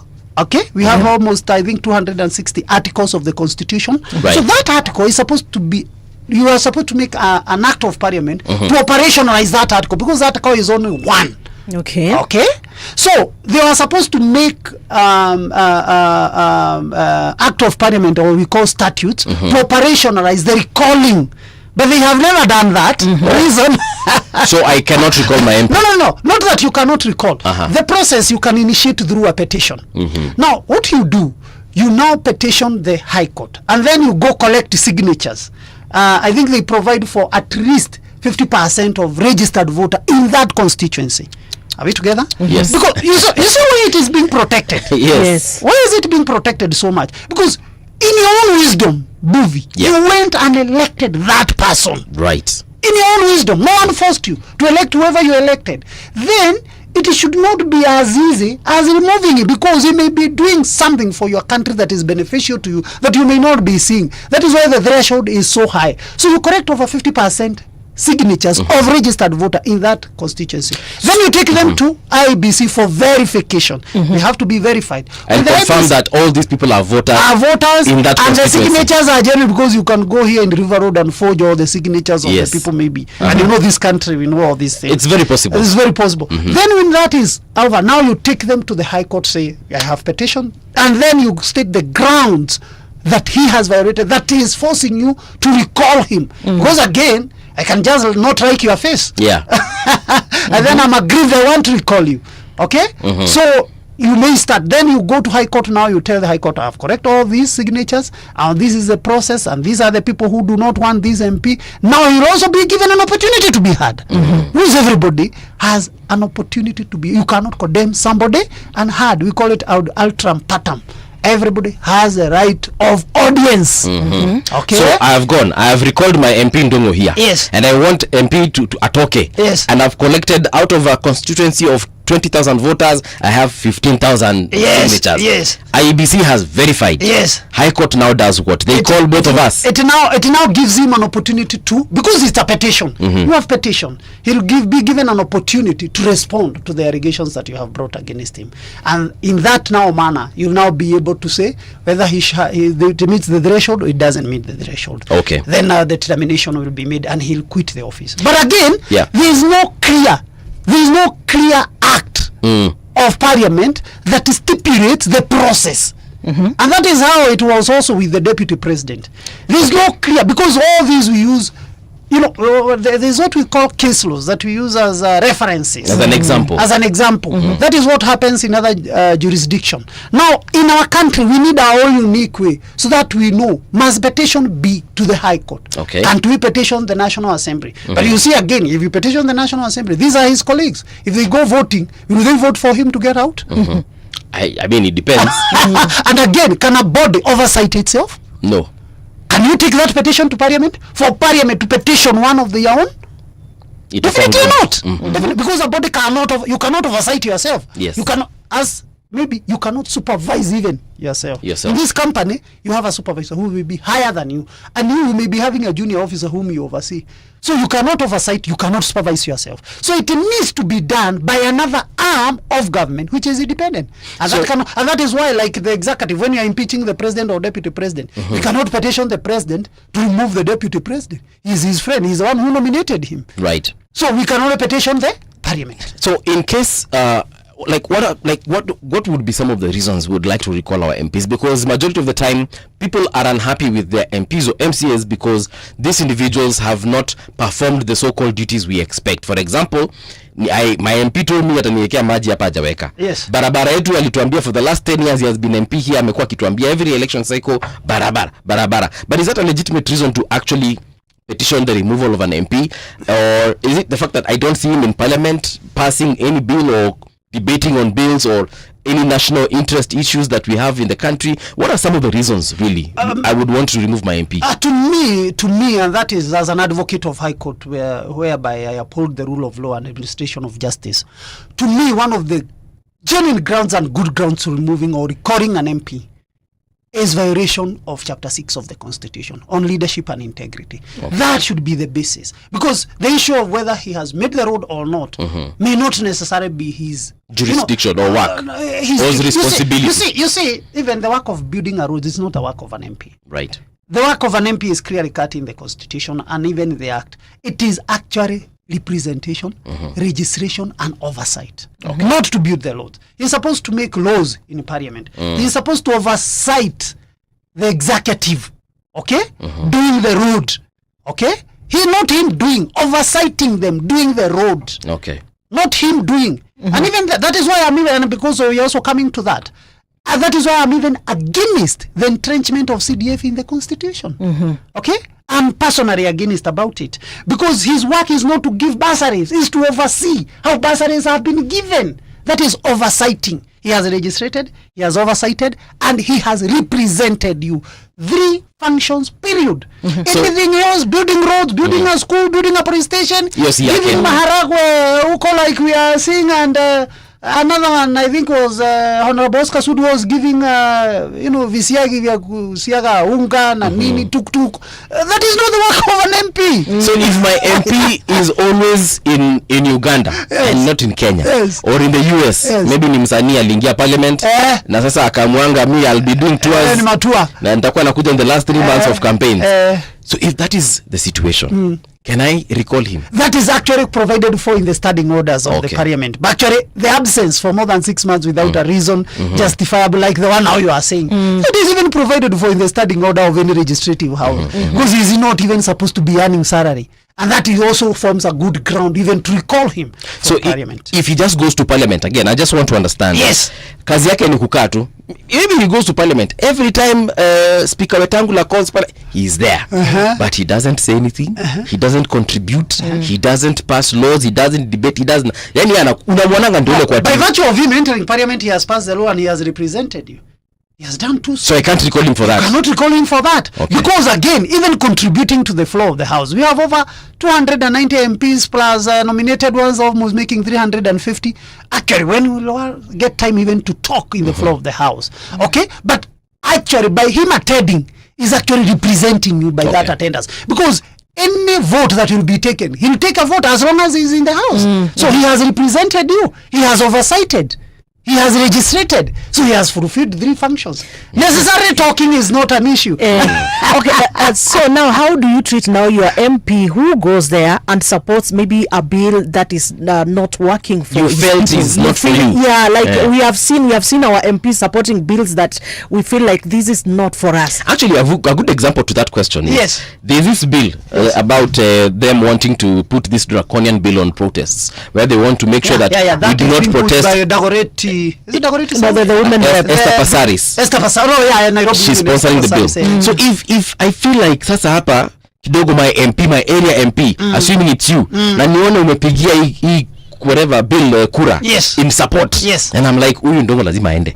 Can I recall you on that ground? You cannot because you cannot because before the bill has stages. Actually, we draft the bills on behalf of members of parliament. Actually, they contract our firms to do it for them, because again, the house may not necessarily be made of lawyers and so there's a legal language. There is even a unit we do in Kenya School of Law, legal writing and drafting, and one of the things we do is practicing even how to draft a bill of parliament. They want to be tabled in parliament. And what they raise is that before a bill is passed, it has various stages, including public participation. Okay, there is drafting of the bill, there is gazettement of the bill, it goes to first reading, then after that it is subjected to public participation, then after public participation. So Mbuvi here may be disgruntled that he doesn't want the bill. But maybe on the other side, majority of MPs when their constituents on the other side wants the bill. Okay, it's balanced. So that is why always some of these bills always goes for voting to balance. Where do the weight lies? So as much as you are aggrieved by that bill, someone else may be happy with the bill. So what do? So the bill will pass as much as you didn't like it. So what maybe your MP can do is to initiate an amendment of the bill after maybe 6 months after enactment and being assented to by the president. So that now you initiate an amendment on the areas that you felt, because Buvi, as much as you are telling me, not the entirety of any bill of any constitution is bad. It is only some sections that have aggrieved you. Okay. And that is why I said, even in our constitution, and Madam asked me which part of the constitution are good for me, and I said 1 chapter 4 on the Bill of Rights and Fundamental Freedoms. Number 2, I said on devolution, because devolution took resources closest to us, and that is why I said the problem is not the president, the problem is legislative arm and the devolved units. Because today I just give you an example before maybe I quit this. Yes. When I was the minister for education in the county government of Nyandarua, I used to administer a bursary of 126 million Kenya shillings per year. Wow. That's a lot of money. That's a lot of money. And you have said, wow. But let me tell you, the money was not enough. Okay? The money was not enough. Why? You have given me 127 million, but I have 60,000 applicants. Right. So just do simple mathematics. I also told you I'm a mathematics teacher. That is an average of 2,100 per child. So as much as you are saying the money is wow and it is much, kumbe ni kidogo when you come to actually dividing that money. Now I had to write a cabinet paper, because again, working with the Governor Kimemia, he was very strict as a former head of public service. You couldn't just take to him anything. You have to bring it in a form of a cabinet paper.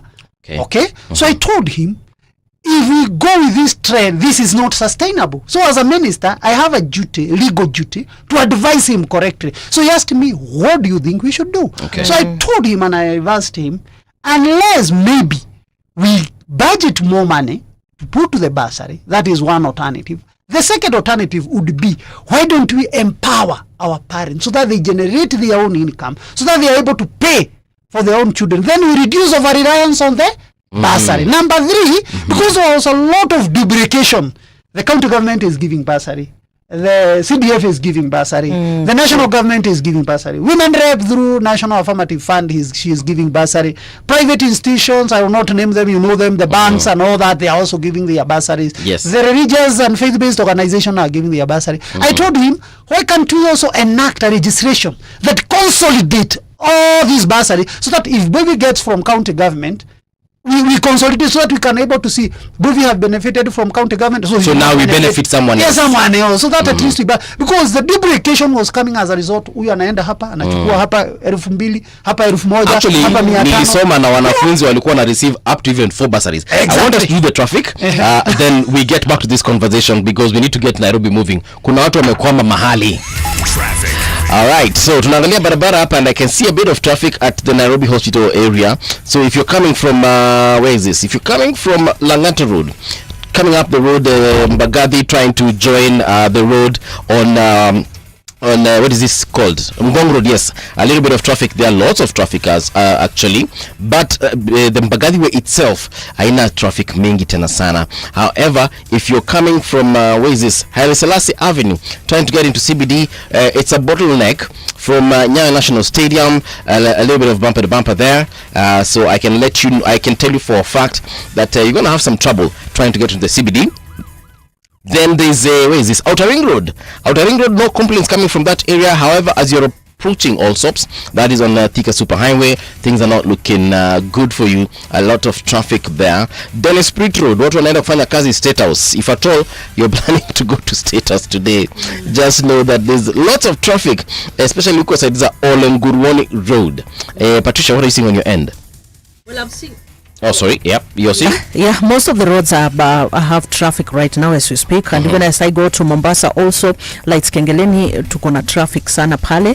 Yeah, a lot of traffic being witnessed there. Even pale ferry is ponne. But pia after the ferry, as you get to ferry, that is on the side of Likoni, kuna a bit of traffic as you get into there.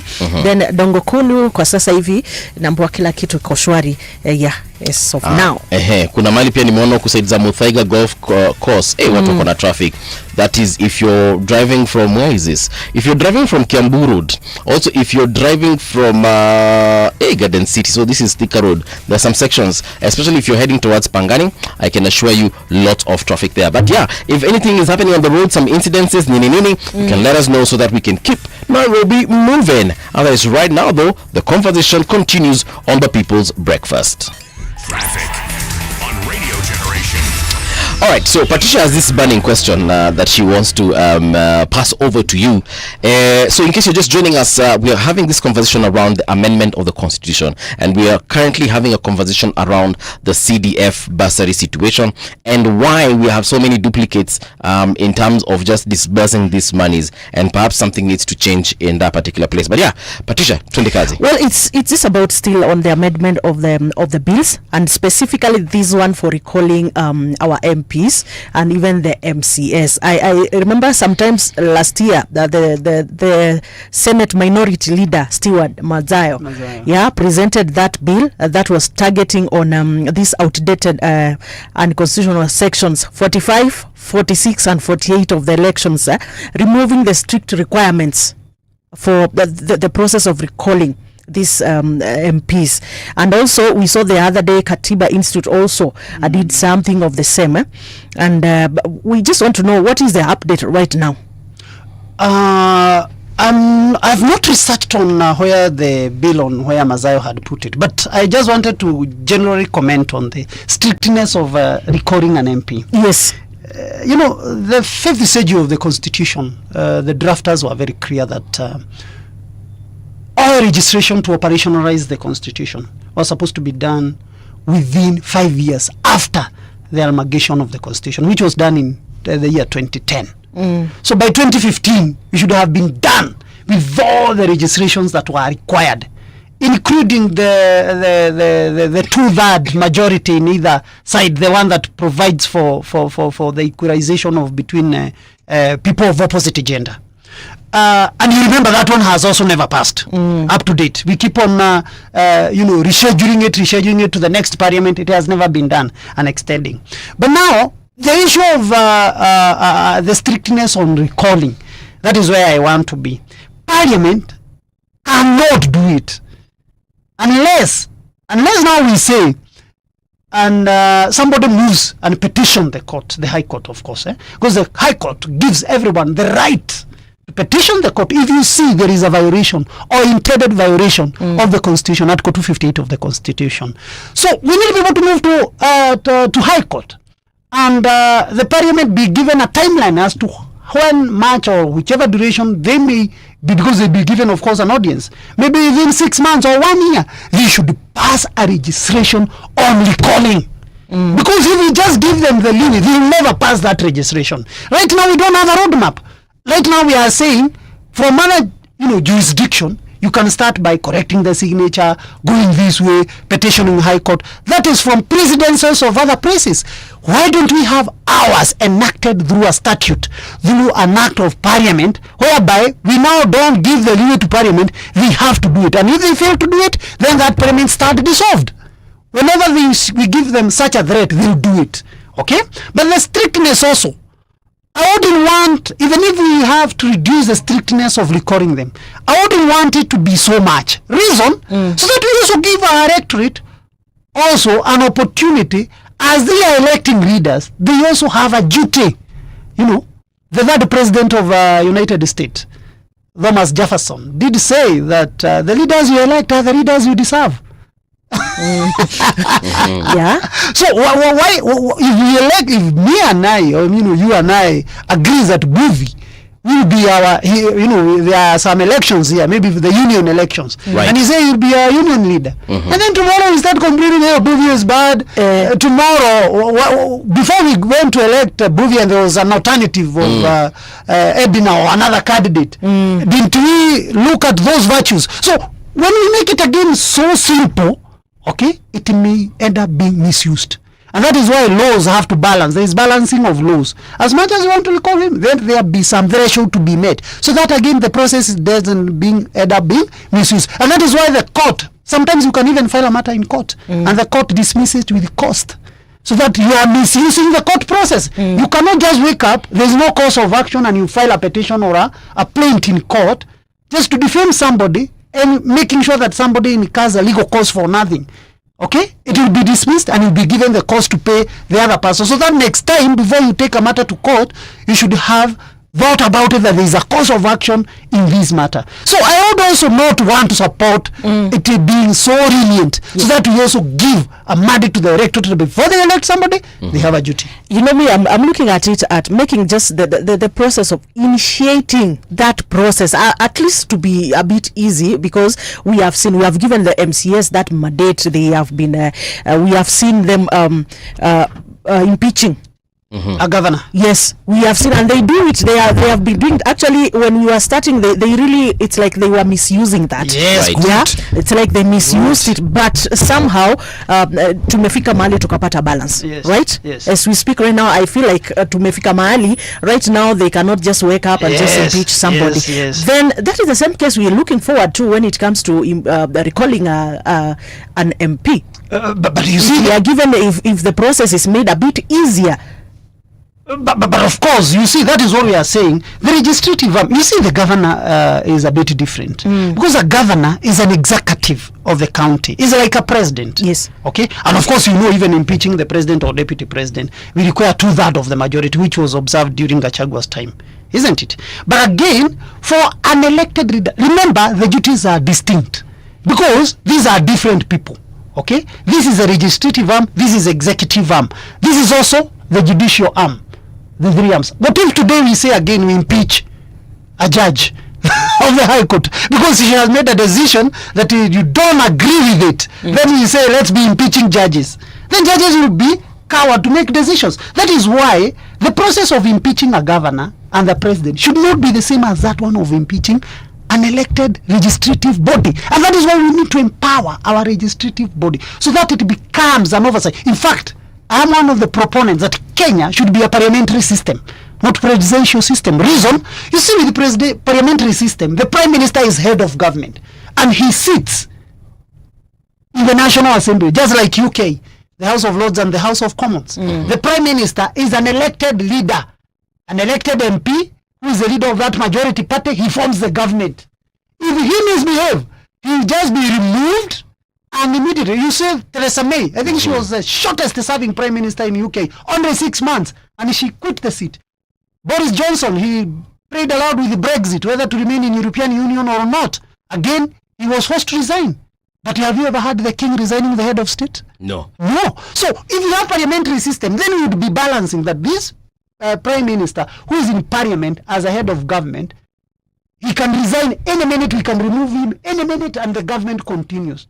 Okay? And in that one, even he will respect other MPs, and other MPs will also respect him. And he would have a very good body. So let us not make it so lenient. Again, let's not make it so strict. We should strike a balance. There's this issue of public participation.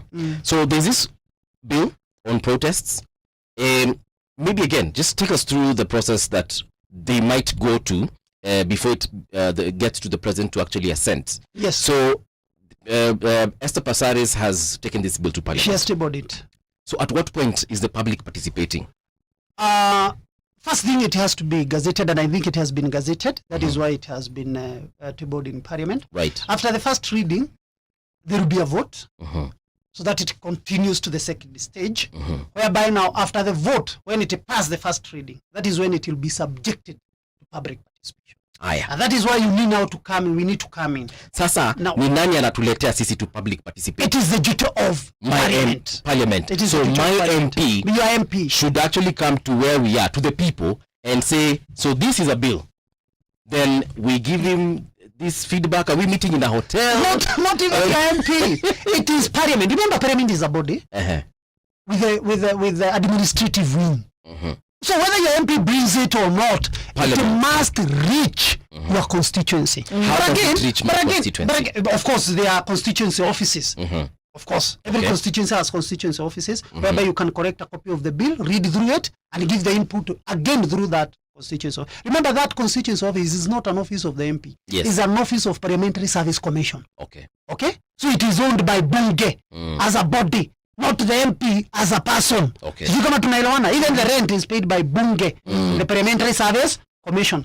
But again, movie, in our modern country, you don't even have to wait for it in your, I don't know which is your local constituency. Central. Kitui Central. You don't have to wait it for at Kitui Central. I don't know, madam, your constituency. Well, okay, fine, leave it. Mine is Okalau. So I don't have to wait for it. I don't have to wait for it in my. Today, you can give your input through the email that are provided by Parliamentary Service Commission. Okay, you can give your input. You can even drop it here. Okay, Where is here? Our National Assembly headquarters. I thought it was Radio Generation. No. The National Assembly. Yes. You can drop it there. Yes. You can give the feedback through email.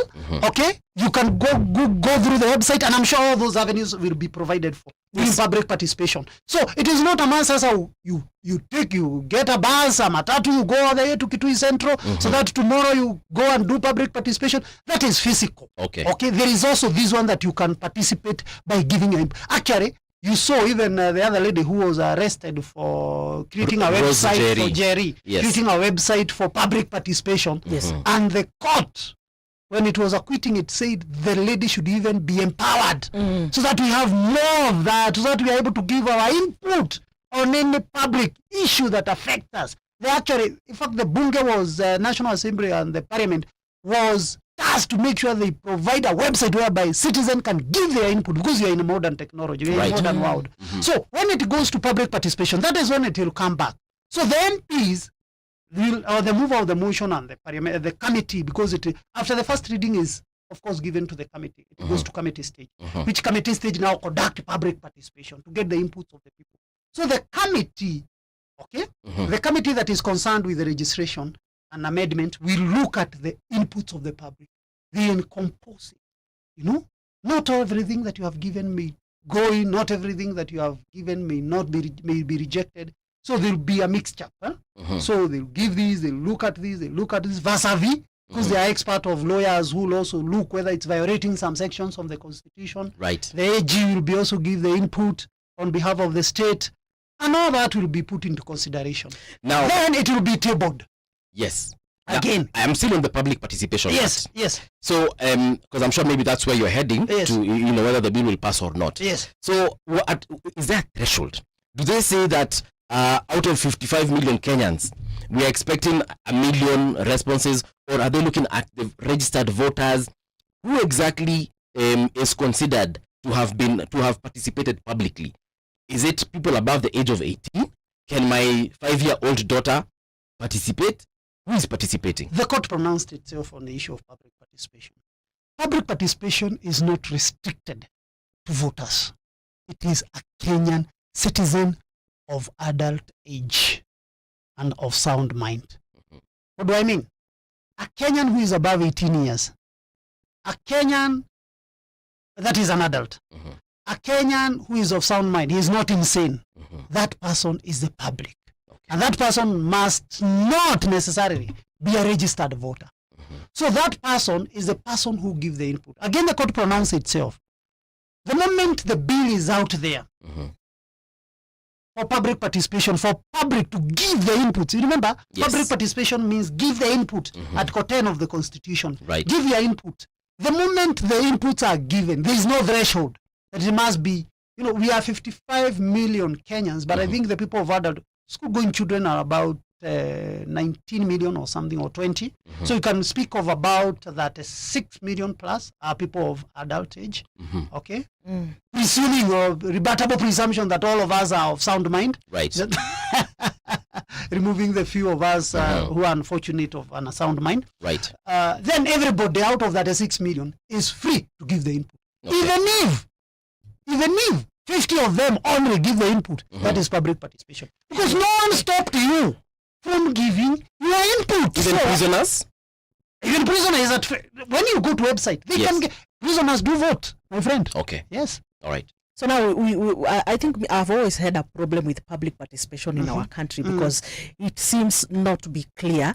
Like we were talking of threshold. Yes. Umesema Kenya has 55 million. Yes, right? Let's say that 6 million of adult age. Yes, 36 million. And then here is a public participation process whereby we only have like only 1 million participating. And then we have our leaders there passing a bill or something because only 1 million out of 36 Kenyans have participated.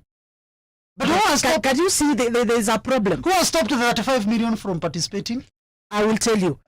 One of the challenges that we are having with public participation in our country, first of all, is people are not even aware. They do not even know the procedure, the process of public participation. Like I didn't know the constitutional office. Yes. In my constituency. You see, I am here. I didn't know that. I'm sure maybe someone else listening to us right now anasema, mimi nimekuwa nikingojea MP wao kuja kuniambia, kuna mimi nafaa kujipeleka. Nafaa kwenda, yes. There's a maxim of law we say ignorantia juris non excusitat. Now, ignorance is not defense. Okay. The fact that you don't know cannot be used as an excuse, because the moment of course it is the duty of the state yes, to promote public participation, to promote public awareness. Even IBC, I think every year they usually request for funds to conduct civic education, in order even to enlighten people even how to vote, and how to vote, when to do it, the process also, of course, that. So the state is supposed to promote, of course. But again, whether it has promoted or not, it's your duty. Like now, we are doing a very good debate here, because we are reaching to millions of people. We are explaining to them, the bill has been published, and the bill is published and gazetted, it's tabled in the parliament, it goes through the first reading, then after that, it is allocated to the committee stage, the committee stage, conduct public participation. After public participation, now it comes back with the inputs of the public, it goes to the second reading, and then the final third reading, whereby the MP pass or reject it with the 2/3 or less. That's as simple as that. But now, on the issue of public participation, the public need to be aware that any matter that concerns them, just like we usually say, let me ask you, Buvi, and Madam here, why do we, when we have an election of a president, a general election, we usually see in some constituencies 98% voter turnout? Who tells them to come and vote? Well, elections is with no campaigns, and the leaders always tell us on the 8th of August. Yes, good. Ukifika pale, very good. Tafuta ile kichwa ya punda weka tik. Very good. Because they want to vote. Yes. But we usually say 98% voter turnout. Okay? Right. Whether real or imaginary. Now, even in this, why should we not see 98% of people of that constituency giving input on that particular bill? May I? Yes. I remember certain instances like during the finance bill of last year, yenye ilikataliwa karibu na kila mtu. Yes. We saw public participation being announced on TV. And they said we even will have people sitting, I think it was at KICC. Yes. There was like a committee or something, Yes. a panel. Walikuwa nasema, come and give us your what? Come and give us your input. In my mind, and in the mind of many other Kenyans, we have always thought public participation ni hiyo. Mungoje muitwe parliament ama muitwe KICC mwende mkapeane maoni. No. Or when they announce in Mombasa we shall be at the Aga Khan Hall. Or in Kisumu we shall be on Odinga Oginga Street. In Machakos we shall be in the People's Park. Come and give people actually that because they think that is public participation. If you meet a random Kenyan out here and ask them, have you publicly participated, for example, in this year's finance bill? Atakuuliza inafanyango wapi? Of course we know kuna zile emails, some what are they called? Some links that were sent. Of course. People are told, click there, give out your money. Yes. Click here, give out your money. But do the majority of, does my grandmother know, for instance, where she can actually go in her constituency in Kitui to say that I am not happy with this bill, I am unhappy with this section of the bill, or this is what I expect to be, done as far as my participation is concerned. And that is why it is complementary. Yes. That there is physical one for those people who are not maybe technologically advanced like you and I, Madam here. And there is also the one that provides for the email, the website, like the one Jerry had created. Right. And all that digital. Like now, even in courts, we have virtual courts. We do not necessarily attend the courts physically. Yeah. Sometimes I can even log into a court using my phone right here. Right. After I get out here and I participate. Okay? And I give my contribution and I give my submissions. So that is why it is complementary. That we can do it physically. That's an option.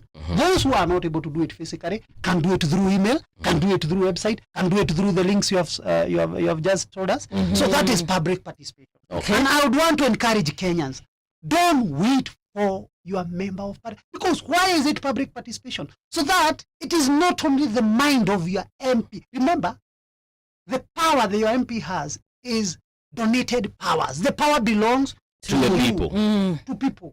It belongs to you. So you have only donated to him. So this time around, you are telling him, as much as I've donated all these powers to you, in this one, I want to give my input directly to the committee that is concerned, that is doing public participation, and the bunge. And that is why I would call on Kenyans, like now, and he has said a very good thing, that last year, we saw public participation on finance that has never been witnessed in this country. It therefore means the public awareness is rising. It's on increase. It's on upward trajectory, isn't it? Because initially, and I'm sure, Madam, initially, even during Uhuru or Kibaki's time, you never saw kind of public participation in finances bill like we saw last year. It's true. Right. It's true. Even people do not know. Somebody, and I can tell you this movie, somebody had to ask me as an advocate of High Court, what is the difference between the budget and finance bill? Because we own a budget and a budget. Again, people are telling us there's finance bill coming. Yeah. So I had to explain to him the difference. Okay? Because I told him the budget is the intention of how the government intend to use the money, the 4.2 trillion. That is the budget. yes. Okay? I have 4.2 trillion. This is how I intend. I'll give salaries this much, devolved units, I'll give this much, education capitation, I'll give this much, security, I'll give this much, health, I'll give this much. But finance bill is a bill on how to finance that budget, how we are going to correct the revenue to finance that budget. Because we have read a budget of 4.2 trillion. Is that 4.2 trillion kept somewhere? No. We have to go somewhere and this revenue, we correct 2 billion, 100 million, tax here, levies, So I think I have this issue of public participation huwa inaniuma sana because I feel like these shortfalls, the challenges that we are having in public participation, they are intentional. Personally, I feel like they are deliberate, like the lack of civic education on public participation, the procedures zenye tunatumia, because like for example, when people go for public participation, even the way the questionnaires are done, I mean how you do the exercise, but it's so questionable. Some other time unaenda unaulizwa, do you support this or no? Umeweka tick or you umeweka no. Again, the feedback after the public participation, like this is something that sisi tumekuwa tunapinga, si ndio? Now we want the government to have a system whereby they are able to come back to mwananchi kusema kwamba by the way this is what mulikataa. Hii ilikuwa katika hii bill. Sawa. Your participation mumekataa hii, and this is what we have done. So I feel like these actions, the failure, the challenges that we are having in public participation in our country, Yes. they are intentional, and because the problems that we are facing in our country most of the time. And again, we were saying right now, Kenyans are like they are agitating about bad governance and so forth. Yes. But now the issue now boils down to them participating in some of these key functions zenye zinasukumia kufanya maisha yao na kuwa ngumu. One thing I agree with you, and that one is 100%. We need a lot of civic education. That one I agree with you. And during Kebaki's time, the ministry, it was called Ministry of Justice and Constitutional Affairs. I think it was the minister by then was Honorable Mother Karua before she stepped down. Okay. I think it was taken over by Eugene Wamarwa. And that one I agree with you, madam. 100%. We need a lot of civic education. So that even the members of the public, even when they come out to participate, it's not only participating, it is giving their input. But participating, I can just go and sit down. I participate. Isn't it? Usually say there are people who participate in competition, and there are those who compete. So it is not only participating, it is giving your input. How do you give your input? So civic education is required. That one I agree with you 100%. Number two, on the framing of the question, yes or no, again, that should not be there. And today, even if you and Buvi give your input on the current bill on that regularize or regulate demonstrations, you do not necessarily have just to say yes or no, even if that's how the question has been framed. You can give your input in writing. No, I want to stop you there for a minute. Yes. We get into the news. Okay. When we come back from that news, mimi nataka kujua if a bill is imekataliwa in its totality, then we see parliament imepitisha, hiyo ni uchawi gani? So let's stick around, guys. Let's link up with one Winnie Maganga so that she can tell us what's happening in and around the world. Generation.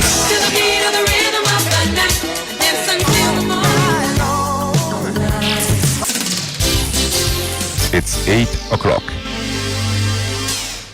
Radio generation, the sound is fine. Pump it up, turn it high all the time. Let the music move you, let's sway. Radio G's got your jam all day. Radio Generation, the home of urban soul.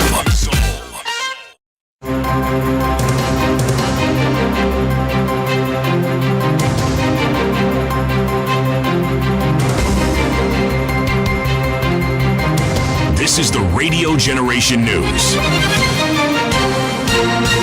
Good morning, I'm Winnie Maganga. All 19 suspects linked to the unrest during the Gen Z demos in Olkalau town, Nyandara County, have been released on a personal bond of 100,000 Kenya shillings each.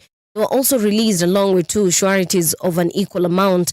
A minor among them will be released on a personal bond granted by their parent, also amounting to 100,000 Kenya shillings. The case will be mentioned on July 21st, 2025 to confirm the progress of the investigations. The ruling was delivered by Principal Magistrate Judicasta Nfuku. That is suspect number 1 to 16, then 18 and 19 on a personal bond of 100,000 Kenya shillings each plus two sureties. For the 17th suspect, who is a minor, I direct he be released to the guardian or the parent, who shall execute a personal bond of 100,000 shillings to avail the suspect whenever required by the investigating officer. Interior Cabinet Secretary Kipchumba Murkomen has highlighted the urgent need for a comprehensive legal framework to govern demonstrations in the country. Speaking at the closing ceremony of the Administration Police Service potential instructors course at the Administration Police Training College in Embakasi, Nairobi, the CS reiterated the necessity of revising the Public Order Act to promote peaceful civic expression. He explained that the proposed law will designate specific areas for protest and establish a clear timing to minimize disruptions around critical institutions and locations. The aim, according to the CS, is to protect the rights of peaceful demonstrators while safeguarding essential public spaces and services. I'm very, very proud of the work that the National Police Service continue to do. And I want to request the people of Kenya that let us together build our police service. Let us together build our police stations. Let us together say no to vandalism, destruction of our police stations, because this is the place where we run to finally. You know, a situation that has happened last week has never happened. I do not know a situation in many years, I don't know for those who have served longer, where over 10 police stations have been attacked and more than 6 police stations have been banned.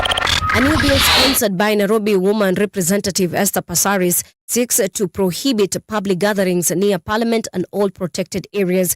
The Public Order Amendment Bill 2025 proposes changes to the Public Order Act, Cap 56, to address public meetings and processions, providing demarcation of assembly and demonstration zones. Passaris argues that any public meeting or public procession should not be held within a radius of 100 meters from the precincts of Parliament, protected areas under the Protected Areas Act and courtrooms. What the bill proposes is to clearly define public meetings and processions, introduce designated assembly and demonstration zones gazetted in consultation with county governments, prohibit public gatherings within 100 meters of key institutions, namely Parliament, courts, protected areas under the Protected Areas Act, prescribe penalties for violations, not to criminalize protests, but to protect lives and infrastructure. The National Assembly has unanimously passed the Constitution of Kenya Amendment Bill 2025. The bill seeks to anchor 3 critical development funds into the Constitution: the National Government Constituencies Fund, the Senate Oversight Fund, and the National Government Affirmative Action Fund. During the second reading of the bill, 304 members of Parliament voted in favor, with none opposing. At the third reading, 298 MPs supported the bill, registering a unanimous vote. As was said by many members, that NGCDF is the most impactful fund that this country has ever had in the history of our independence, Honorable Speaker. True, Honorable Speaker, is just to say that NGCDF is not in competition at all with our devolved funds and our county governments. Honorable Speaker, if anything, NGCDF supplements what the national government is doing and also what our county governments are doing in offering services and service to the people that all elect us. And with those few remarks, Honorable Speaker, I wish to support, Honorable Speaker.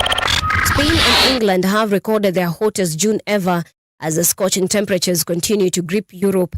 In England, the Met Office said June's mean temperature of 16.9 Celsius set a new record for that month, while the UK as a whole saw its second warmest June since records began in 1884. Mainland Portugal experienced a record daily temperature for June of 46.6 Celsius.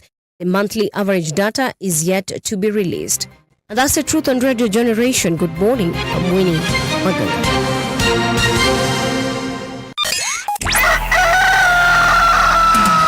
In the beginning, there was morning radio. But now there is Radio Generation's The People's Breakfast. Curious and bold, getting facts from the shadows. That's what it is. Now, as the city wakes and secrets stir, a bright new voice shines. The People's Breakfast. Your morning, your voice, your journey. Good morning. Good morning, my neighbor. Welcome to the home of hard truths and bold insights. Radio Generation. Yes, indeed, this is Radio Generation. My name is Milana Mbuvi. I'm seated across Patricia Wayoa, and we have Ndungu here, and he's very elaborate on some of the issues that are very passionate to me, and I believe they're also passionate to you, dear listener. And we just left off the conversation talking about public participation. Yes. And we've continued that conversation post, or during the news. Yes. But there's something I'd like to know, Mr. Ndungu, that when we go to public participation, as much as not everyone goes, but now we know that the process, we can go to our constitutional office and we will need to find, but everyone needs to know where their constitutional office is. Yeah, kama ni hapo kwa mtaa yenu iko wapi, so we can go and air out our grievances. So assuming 50 of us go, and we go there and we vehemently say this, like for example this bill on protests, na tuende pale tuseme hatuitaki, and then we see it being passed in parliament na mpaka president eke sahihi, what does that mean? Does it mean that the 50 people that participated, their voice was not heard, or it wasn't enough? And also, what if the 36 million adults go to their offices and various channels, the emails, nini, and we actually air our thoughts on the bill? When will they get to read all the 36 million responses from Kenyans? Because hao watu wengi sana. I know of course 36 million won't go, but let's assume 36 million Kenyans appear there and they say this and this, and will they go through all that really? The presumption, and thank you very much, Buvi and Patricia. The presumption is, we call it rebuttable presumption, is that the 36 million Kenyan are supposed to give their input. Right. That is a presumption, because when we say public participation, we're inviting every member of Kenyan society, a Kenyan who is an adult and of sound mind. So 36 million qualify. And if we get to 36 million input, they are supposed to praise the consideration of 36 million people. Watasoma hizo responses zote. Now that is what I'm saying is rebuttable presumption is they are supposed to, which may or may not, because by the rebuttable presumption is they have opened it for public. Who are these public? Actually, I may even give 2 inputs. Okay? So it doesn't mean it is 36. It could be 36 times 2. Times 3. 72 million or whatever. Will they read all that? That is what now the rebuttable presumption, the presumption would be they are supposed to read. But now, as you are saying, practically, not everyone may give the input practically. And you have said maybe 50 of you. Remember the 50 of you are giving your input vis-a-vis other Kenyans. So 50 of you, Buvi, Patricia, and I have given our input. There are other Kenyans also who have also given their input. There are other Kenyans also on another corner who have given their input. So we measure vis-a-vis who. Then number 3, as I said again,